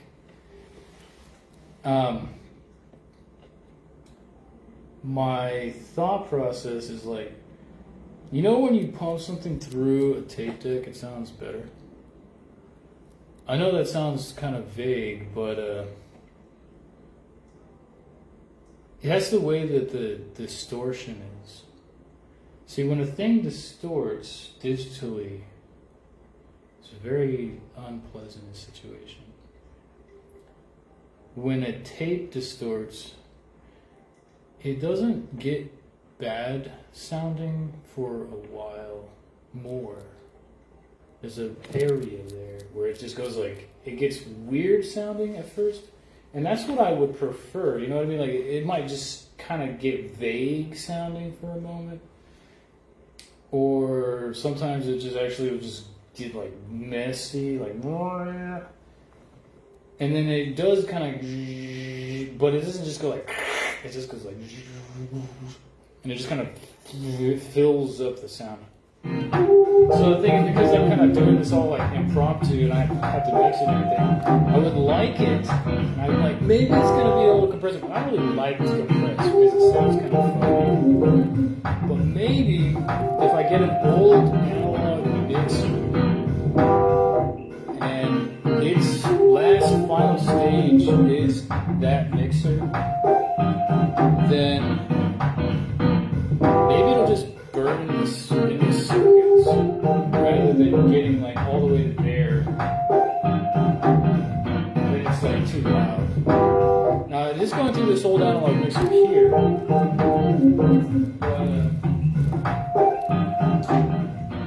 It's hard to say.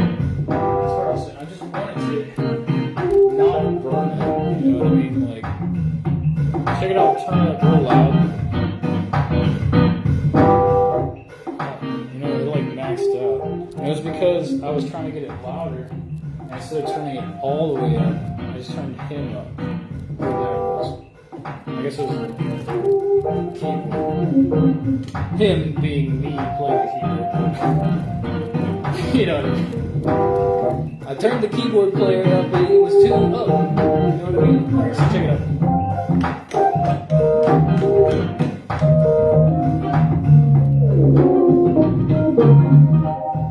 So maybe it is. I'm just gonna send put it through a compressor before it gets in here. I guess.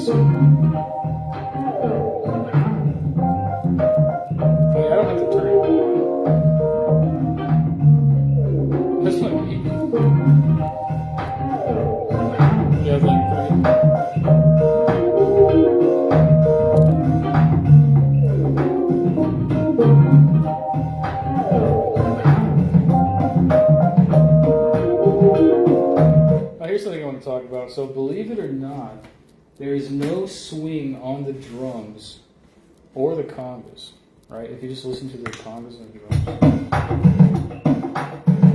Even though I'm swinging, if you just carefully listen to this, it's just...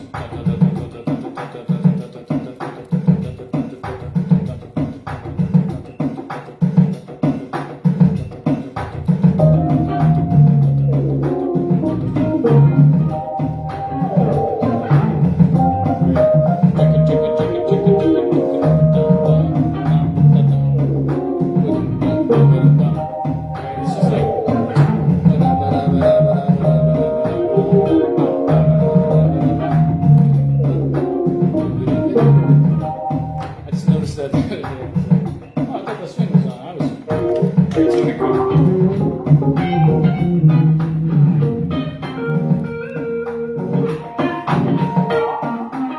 Okay, so I am looking at getting a DJ mixer. The thing is, though, I will be getting a DJ thing. As reluctant as I am to get it, I want it, and I will enjoy it. But meaning like a laptop with like one of those DJ controller things, so I can just play music like a normal DJ, just play songs. And then you can also do the scratch sound effect. And that's it. So, I mean, with the new software or anything, you can just set it to like cheat mode. So it doesn't matter what you scratch, you know what I mean? Like, it just always turns out alright. Auto music on. Just like, exactly always correct. Definitely not even, that's why you get so many people doing that on the internet, where it's like, they have like 2 tons of equipment in front of them and they're like actually just faking. It's like, people are like, that's not doing it. You're not doing it, it's fake. It doesn't mean that they're not actually there, they're really there. They got like 10,000 people there. Of course you don't want to make a mistake. It's just like people when they would, you know, they sing their backup track or whatever, they're not really singing, they're syncing. This is DJ syncing. Yes. It's DJ syncing. Technically speaking, I wish I'll use that more. So I think that everything, I'm just making sure.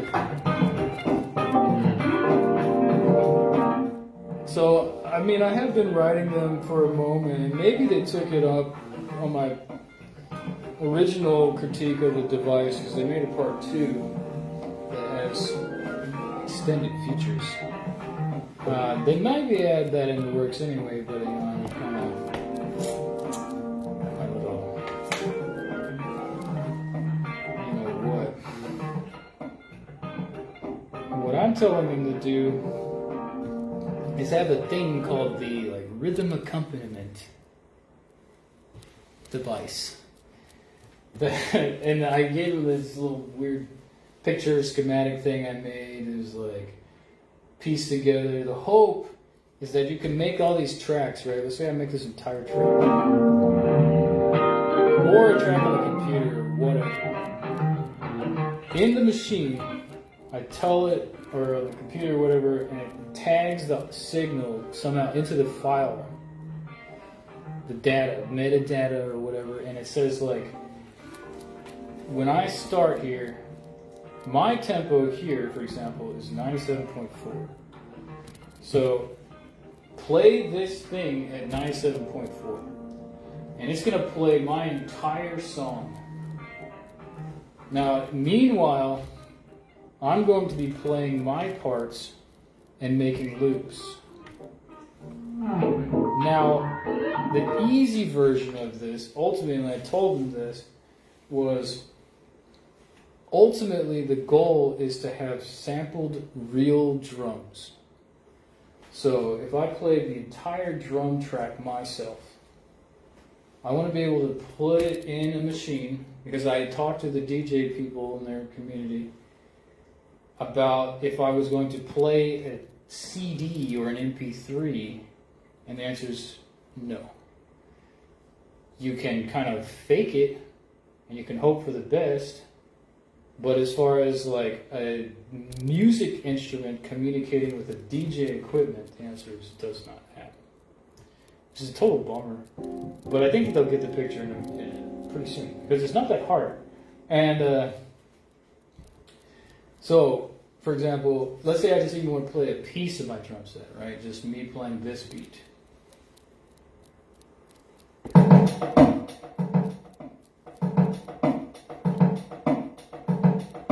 We'll just go on. There we go. Right. Right, let's say I don't like the sound of this drum machine. They got voted least sexy drum machine on YouTube. Well, maybe it's because they didn't know me. But, so, what I want to do is I want to play that real beat. Because first of all, I'm a real person, and I sound better than a robot. In this instance. Because I have style. You see what I mean? Just like this, it would match this perfectly. It would be like this type of emotion, but it would be me, right? So you got the real, so it sounds like a real record at best. And so the thing is, it has to be able to play in my time. And it also has to be able to play spontaneously any tempo I play at. So if you know about drum machines, they are playing MIDI triggered events on MIDI time code. In this instance, it's being pumped out from this RC505 over a MIDI cable. So whenever I hit stop, it receives the signal to stop. No more information. Done. Starts it. Right? It also understands when every beat is happening, because it's giving it the information of what thing we are on at any moment. So if I change the tempo, and I hate to do this, but here we go. Right? We're at a different tempo. It's creating the beat as I am telling it what time it is. Right? I'll get that. So it has to be able to do that. And so the more important thing is, because obviously another alternative, and I was looking at this today, and that is getting a separate sampler where I just play a bass drum and a snare drum myself and a hi-hat. And why it's so sad is because it's just going to sound like this, right? Because it's, even though it's me playing, it's going to just be this machine is playing. Whereas if I am playing it, I'm going to put my own style into it.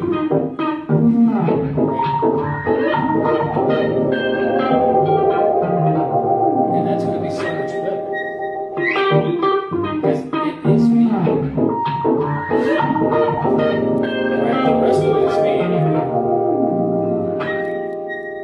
And getting it to that point for me is where I'm like, see, that's where I can go from making just these little jams, which to me are great, right? As far as a cake in a box, you know what I mean? Like, it's ready to go. But taking it to that next level is like, I don't really like these congas as much. You know, I love congas. Maybe if you know that about me. Because I love congas so much, that's why even these congas are good enough. You're like, it's conga. It's conga. Yeah, that counts. But as far as like, you know, this is fine. I don't want to say it's bad. but it's just not the real thing. So, if you understand this about me, the goal was always with the double neck, but now the hybrid one neck, bass and guitar. This amount of music can come from me. Drum set, congas, saxophone, trumpet, other sax, trumpet, trombone, whatever you got.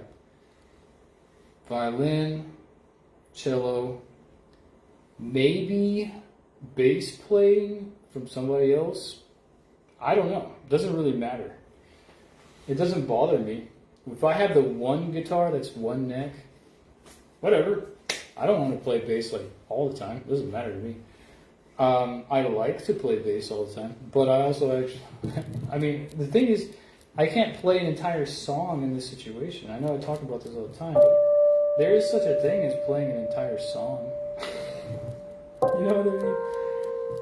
These don't even have songs. That's why I'm on like rap mode. It's like, I have enough music to make a rap video, you know what I mean? But as far as like having an actual song, not that rap songs aren't songs. They just, maybe, I don't know what to call them, composition or whatever. You know what I mean? Like, but this is where I'm kind of in between. Now, here's the other thing. If you stick around for long enough, you know already that the last thing I was trying to work on that I got so far with was I took one of these jams. I don't remember what the jam was, but it was like some beginning part or whatever. I was like, all right, I'm just going to, instead of making it just like a jam video, I took it into the computer, I put those chords in the computer, and then I constructed something like 6 other parts of MIDI information on a normal MIDI track that was not repetitive, that went from part to part like a normal song. And the idea is that any of those sections, even though they compose to an entire section, can be as lateral as any of this stuff. Right? Technically speaking, I know how to jam on like anything pretty much. You know what I mean? If you just say like, this is your chord or whatever. Alright, I can jam on that chord. You know? Even if it's just like, this is your chord, I know how to jam on that.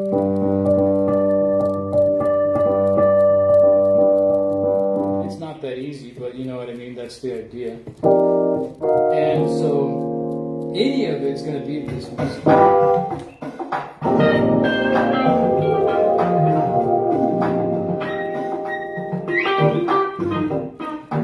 And that's where I left off. That's where I'm at. And then I broke my guitar. It's not so bad. Maybe it can be repaired. I had I just talked to the guy on the internet, and he's like, I don't know if he speaks Chinese or whatever, but he's like, I assure you, rest assured, this will be remedied or something like that. It's real. The wording was strange. I was like, oh, okay. That's fine. I do feel assured that you will do something. Great. I don't know what that means. He said, do you want a partial refund? The thing is, because I had set up an eBay store, I know that that is a procedure that they say to ask anybody, anything that they ever want to return. It says in the template, whenever somebody asks for a return, it says like, would you like to ask them for a partial refund? And I was like, I don't know. If I can sell this guitar neck, because I don't have any use for it, it doesn't fit. Now the last one I tried to sell, it just sold super fast. If this one sells, and it's not a very famous name or anything on it, then I wouldn't mind if it just sits in the closet. Like, I don't like extra stuff in general. And so maybe I could give it away or something. Or I could stick it on and maybe it'll work. But I'd rather learn from this mistake and end up with a better guitar than I had. And then I don't even intend on using this bass ultimately all the time, maybe sometimes. But the main goal is one neck because it's a little lighter. Plus, you can play them at the same time. You know what I mean? And that's what's really neat about. Yeah, so you can go like. So you're like. And it's like chord, bass. You know what I mean? Like.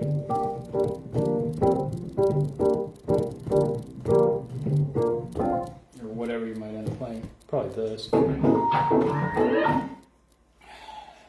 Or either or.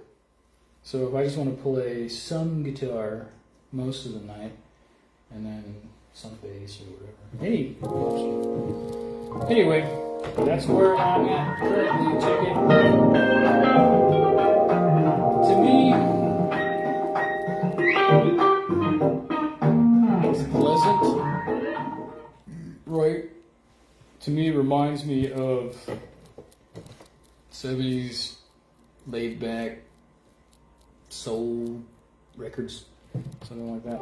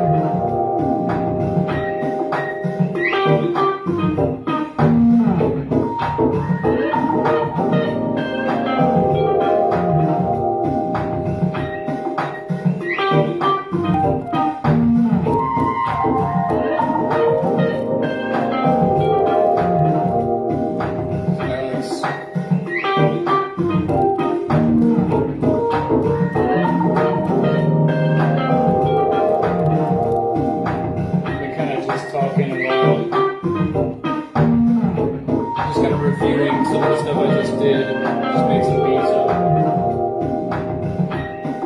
That's what I was doing.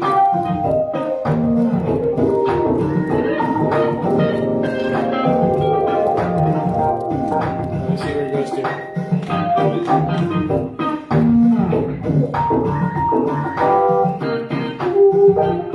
Oh, I did this one out of order by accident.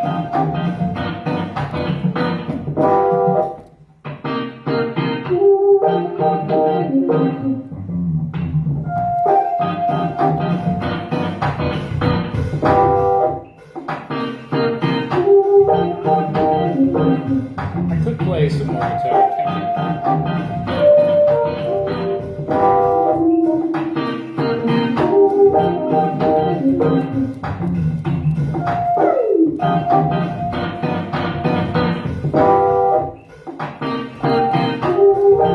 Alright, here we go.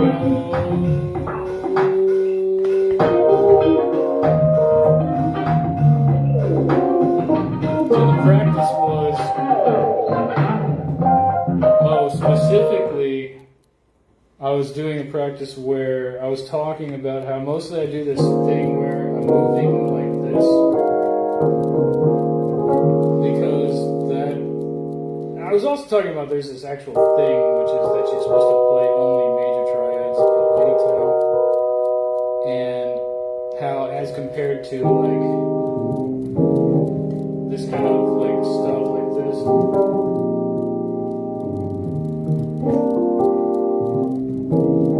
is actually not the correct way to play. It sounds nice, but that's what it was. And then the idea was to just make a bunch of beats off of that. It's sections, right? So like, this would be a part of the same song, even though it's kind of composed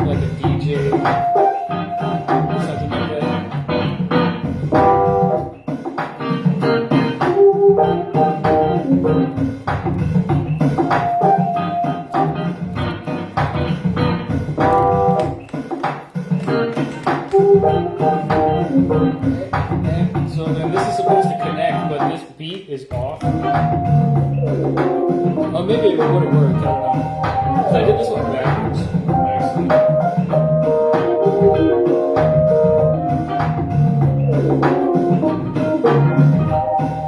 It's got those skips printed in on it. Because I was hitting it while I was recording.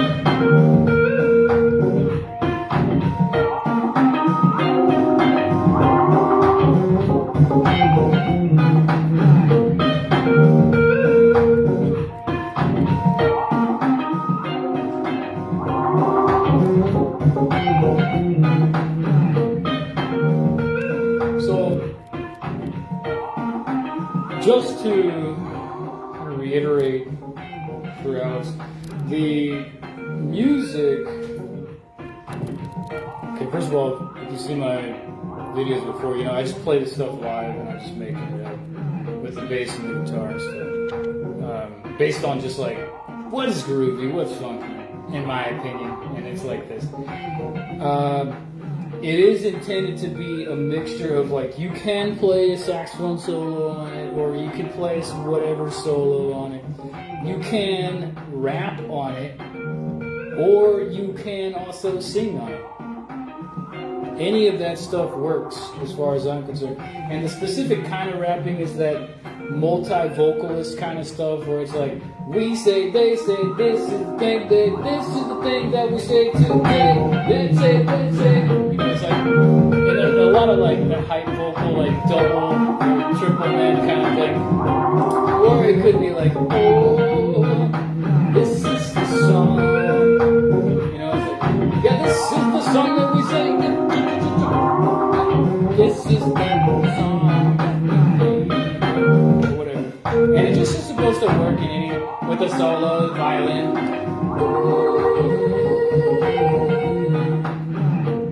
DJs. And I do intend on getting one of the. I was looking at it, if you know about this. There's a little tiny turntable that's like this big. Now, of course, they're using it, for the much more disastrous type of sound that I don't really know how to do very well. Spooky, scary. But, of course, it can work with it. And it's just like, now the thing is, it's not a true crossfader, because they just have like one fader, like on or off. But I think ultimately it would have to have, I've got this one thing here that I can do on the RC505, which is almost like, do this.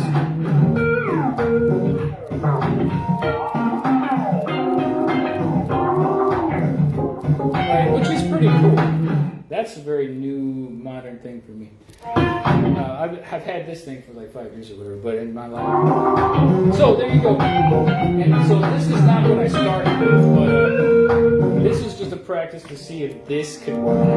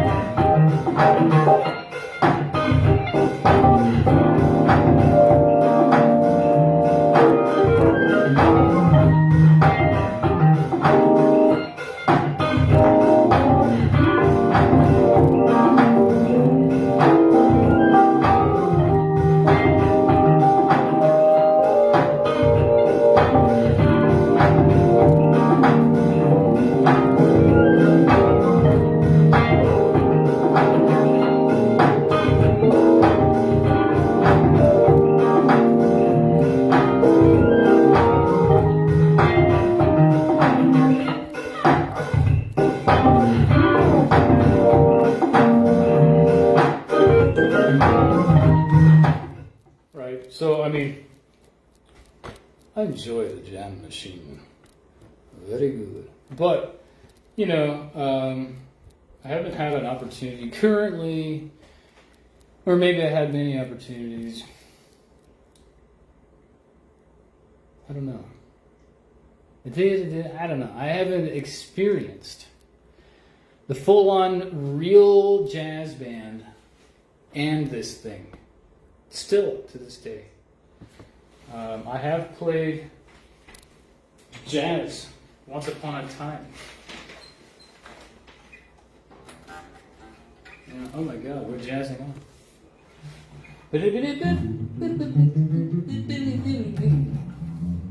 You know, or whatever.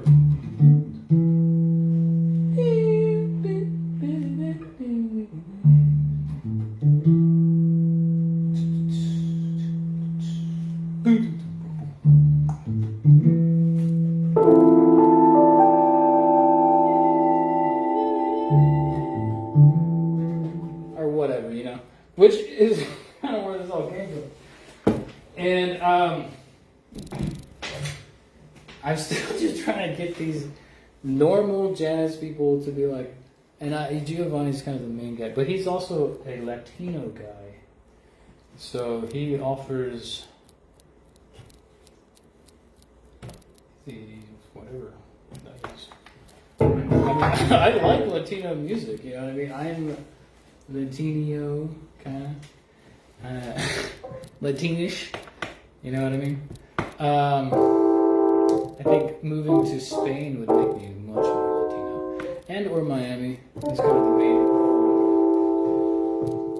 I think I'd come back like, speak Spanish.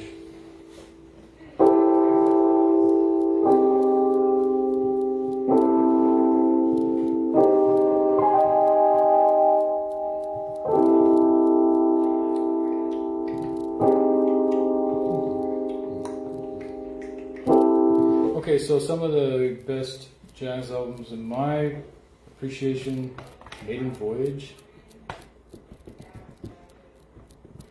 Herbie Hancock's Maiden Voyage.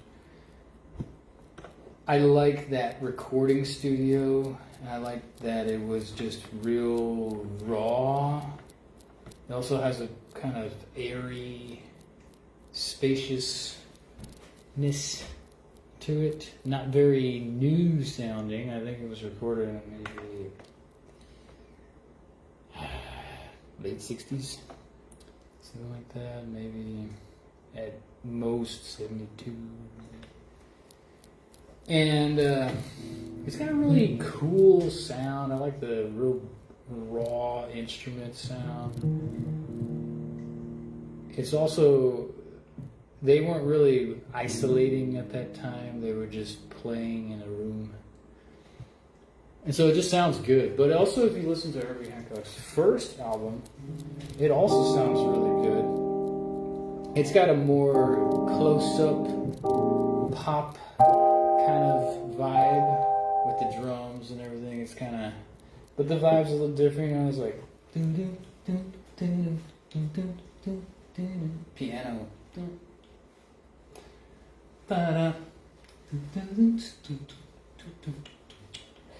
And you know, I know that song became famous later, and now it's like people play it and they're like, I'm like, oh yeah, you're really rocking that song, yeah. But the original vibe was just like kind of laid back.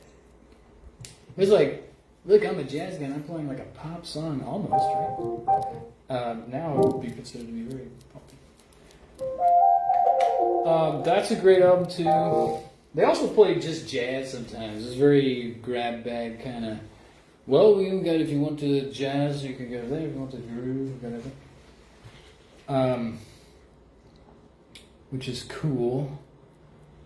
I don't really jazz off very much nowadays. Just, I don't know. I could only get so far in that anyway before I was like, you know what, guys, I think we're going the wrong way. You know? I don't want to be the bearer of bad news, but I've been looking at the map, and I think we were supposed to exit. Sorry. Is that something?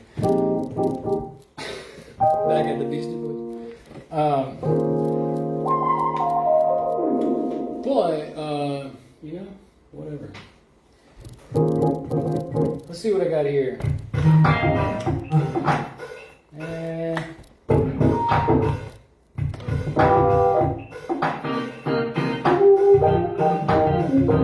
So this is all based around diatonicism.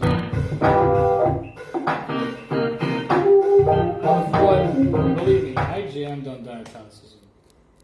I know about it. Know what I mean? I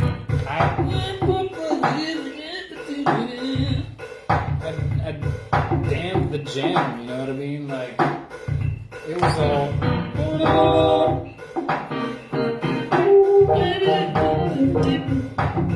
what I mean? Like, it was begging and pleading. It was, oh baby, oh baby. Still got some key. You know what I mean? Like, it was all about that. But I've moved on.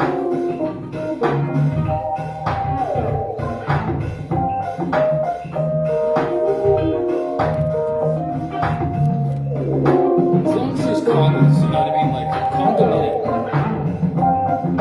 You know, one day we're gonna figure out that Latino music. You know what I mean? Okay. Was that 2 and 3? Okay.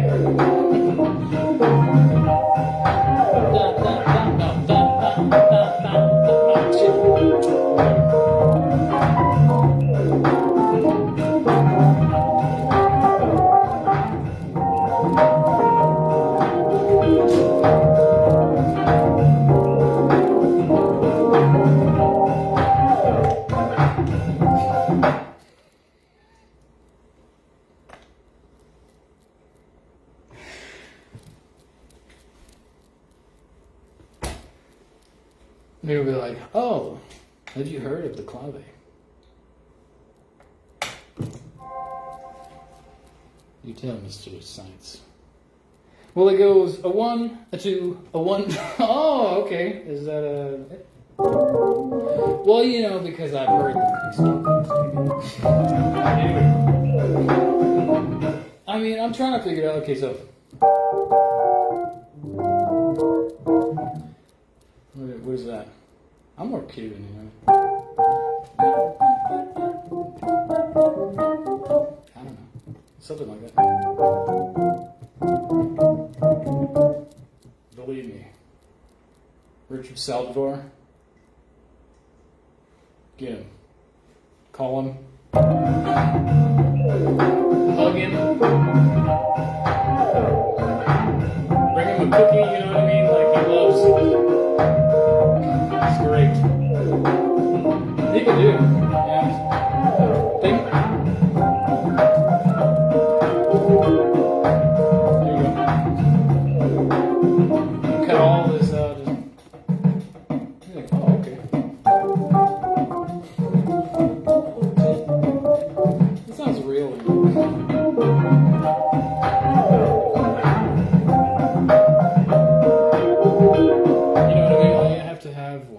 I'd be fine with it, but just keep them in the studio. Don't ask me to do anything. This is my personal, you know what I mean? I'm like Trump. I got a one personal Latino. Where's my Latino? Let's bring him in here. All right. Personal Latino. Personal city. Does it have a name? No, it doesn't. Oh, shit.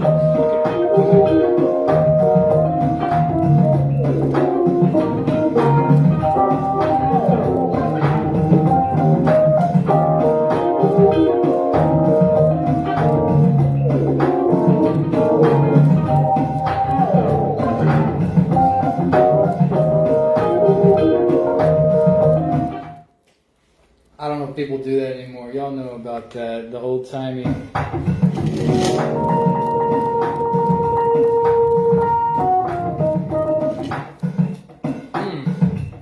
You know what I'm talking about.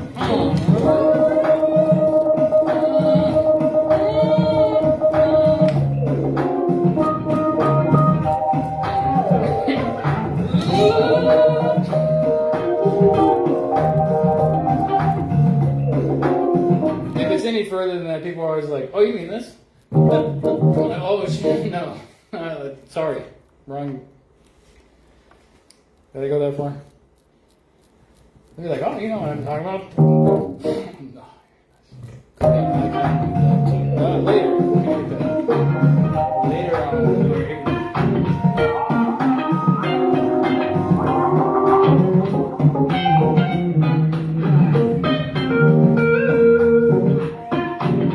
So, okay, like I was saying, I don't typically use diatonicism anymore. Because it's dangerous. People see it in many ways. It's a little bit weird, but the goal is to do this.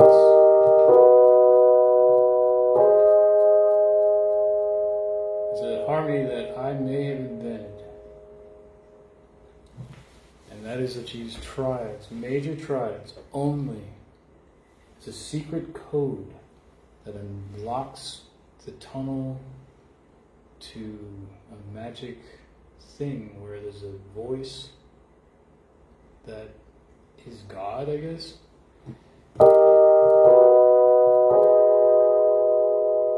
You must touch nothing in this tunnel, not with your mind.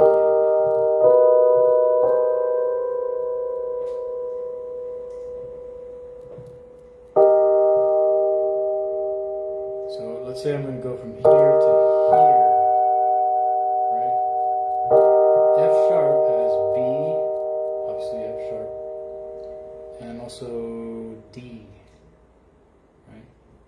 So if I'm here, I'm going here, it can be, or it can be, it's not as strong, but nice. However, it's not just music. It has to do with what you are saying and thinking about. Meaning, just like you can go like, this song is lovely, or just like you can go, this song was everything. Two different harmonies, because they're not the same. Or, there was a bird that day. Same melody, not the same meaning.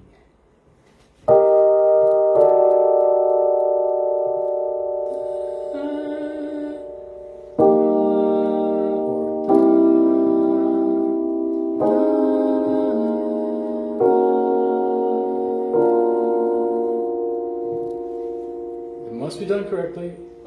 You cannot make a mistake while playing it because it sounds wrong. Now, you don't have to play it perfectly while you're making it, but you must choose wisely when you submit your files to the thing, just like it is in real life.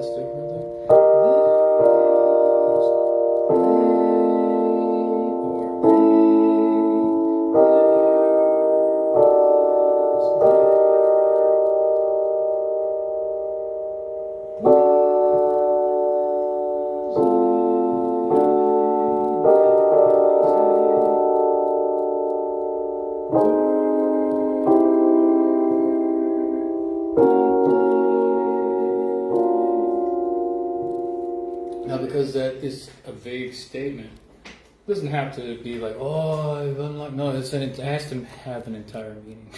It has to be more than that. So, it works, it's good, it's heavenly, you can do it, sing it to the birds, and they will agree, which is what's really nice about it, because it can validate the existence of some other consciousness, or I happen to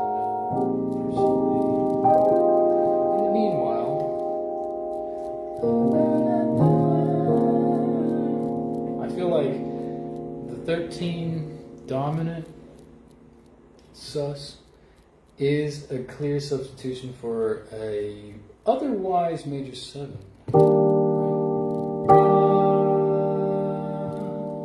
Now, what I kind of like about a major 7 is with the usage of a 70s recording studio, acoustic guitar, an acoustic drum set, kind of stuff like that.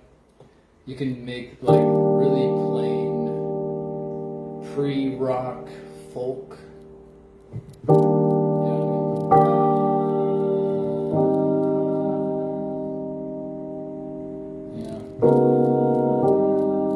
had to throw that record, but I'm gonna hit maybe B.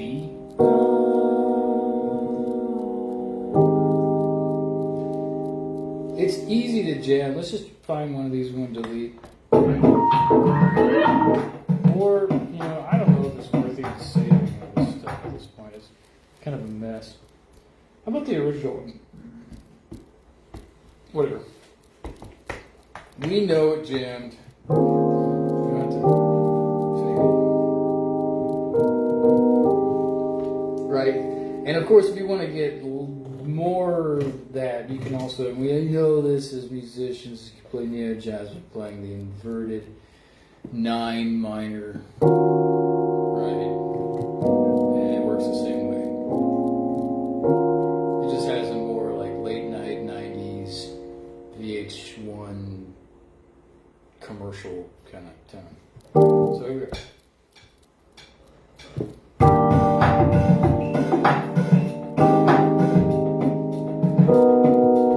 Without any drums, because it's a specific sound and it's not the new sound, it's the older sound, which is what is going to be so cool about getting that working. I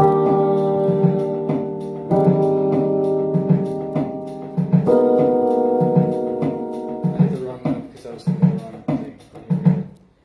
Also, if I have some words, let's make up some words. In the vibe of pre-rock folk with drum set, 70s to late 60s song involving mostly acoustic guitar, but also some Fender Rhodes. Just say, 'cause I was that guy. And go like, 'cause I was that guy.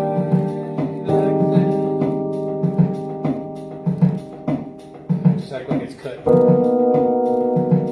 was that guy back then. Right, and if I had the mic, it would just record in that loop kind of off time, because it's like how to that guy back then. Right, you know what I mean? Because it's a sample, but it's me back then. Now, I don't have an acoustic, but I'll do something. That's why I end up going like.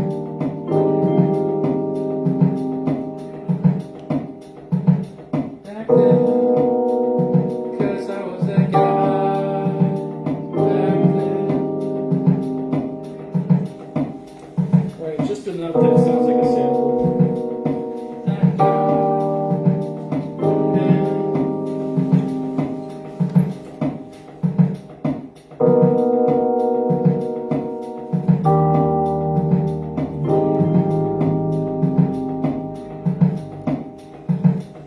Let's put a little bit of rhythm in there, just to make it not enough that it's like a real sample.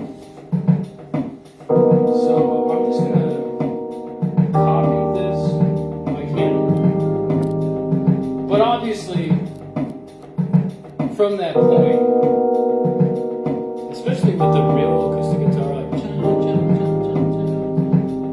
and like a tambourine, giving it that old school flavor. Then you can go like, like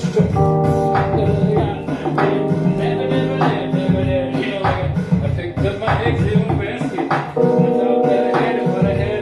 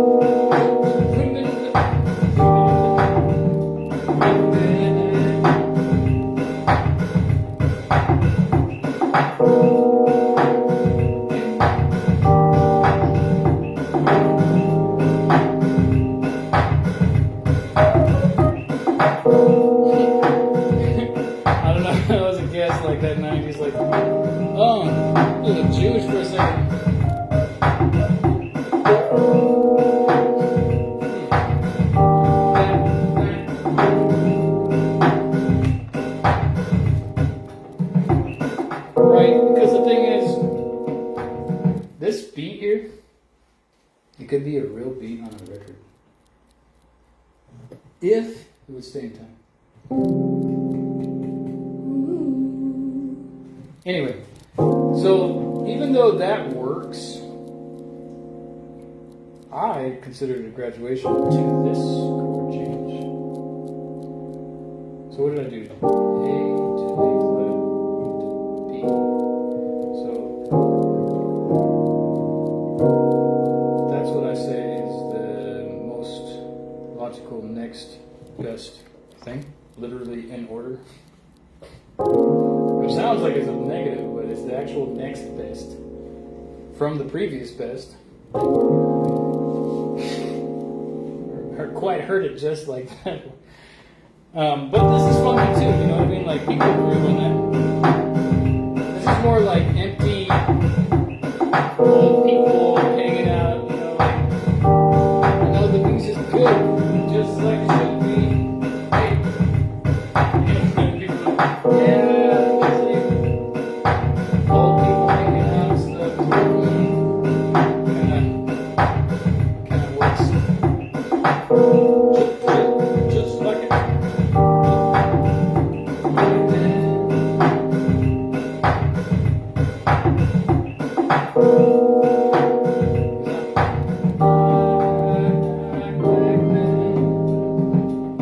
You know what I mean? See, that's the thing. Like, it works in that functionality. Whatever. I proved that. So, as far as I'm concerned. Now, let's just do the same thing with just E flat, A flat, B with the 13. Let's just see what it works. E flat, A flat, B.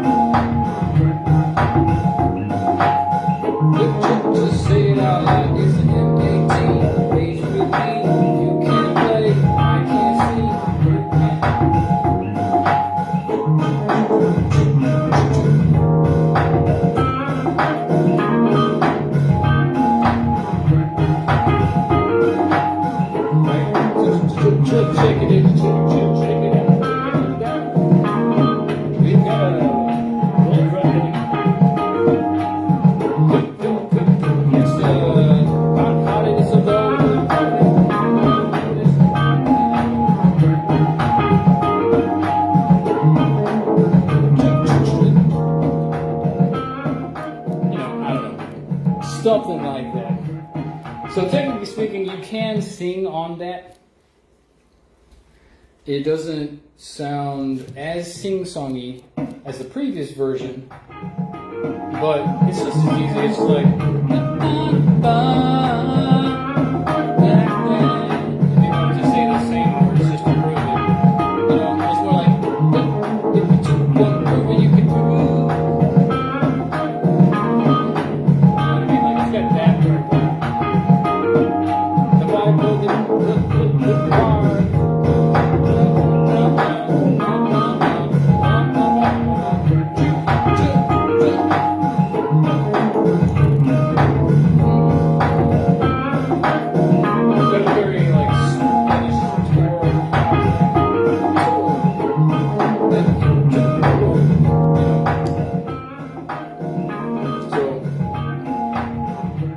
That's the evidence required to now enable your lives through the power of Jesus Christ, our Savior, Lord, and cheesemaker.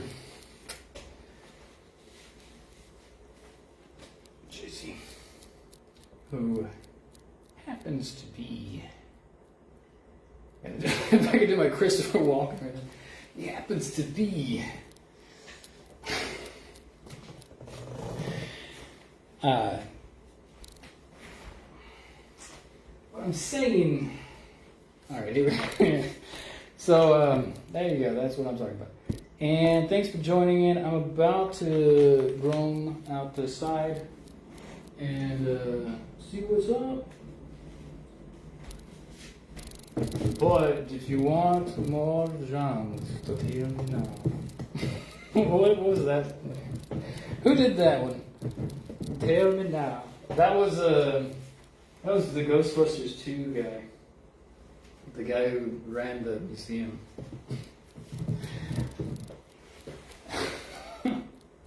That's what that was based on. I don't know, that actor was just in that one movie. I saw him a couple times. So he was somewhere else too. But he had that weird accent. This the child. Yes. You take the child.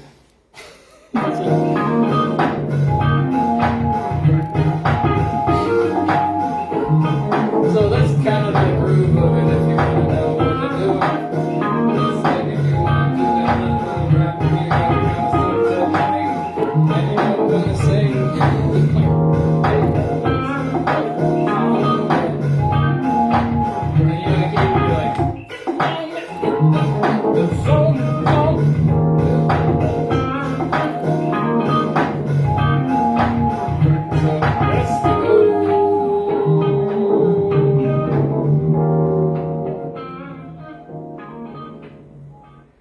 Doing pretty good with this thing. So, you know, whatever. You know, I just wrote all over it. But, I'm just going to rate it. It's saved. I know I've been on and on, so I feel like I'm probably going to run out of... No, I'm only at 38% now.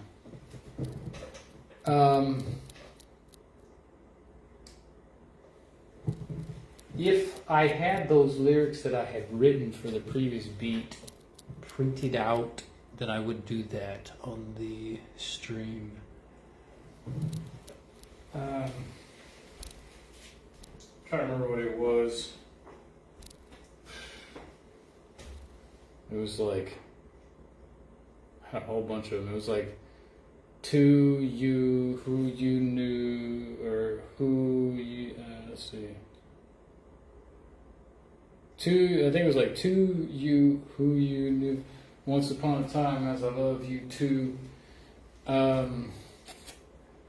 Let's see. I don't know. I worked on it for a long time, just writing over it. I think I got about a page. I know there's another part that was like supposed to be the shout part, where I was going to do it in 2 sections. And that part, well, let's see what I was saying. It was like,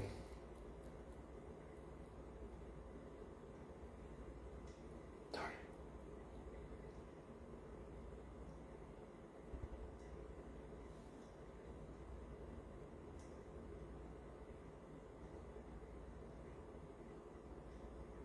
it. I've got just like pieces of the words scattered in my brain. Trying to piece it together. I know it was like logical something. It was like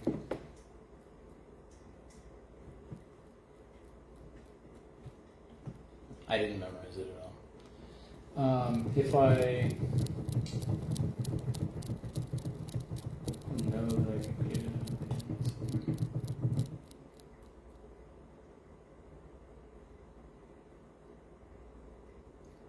I know it was like something like, let me see. It said logical something, mentally rhythmic. It's like concentration, or connotation, concentration from the beginning. And then it said, oh, I know it said something like, I don't know. Maybe I'll just get it over here and then I'll start over. All right, how about I'll clock out and then I'll come back in with the lyrics.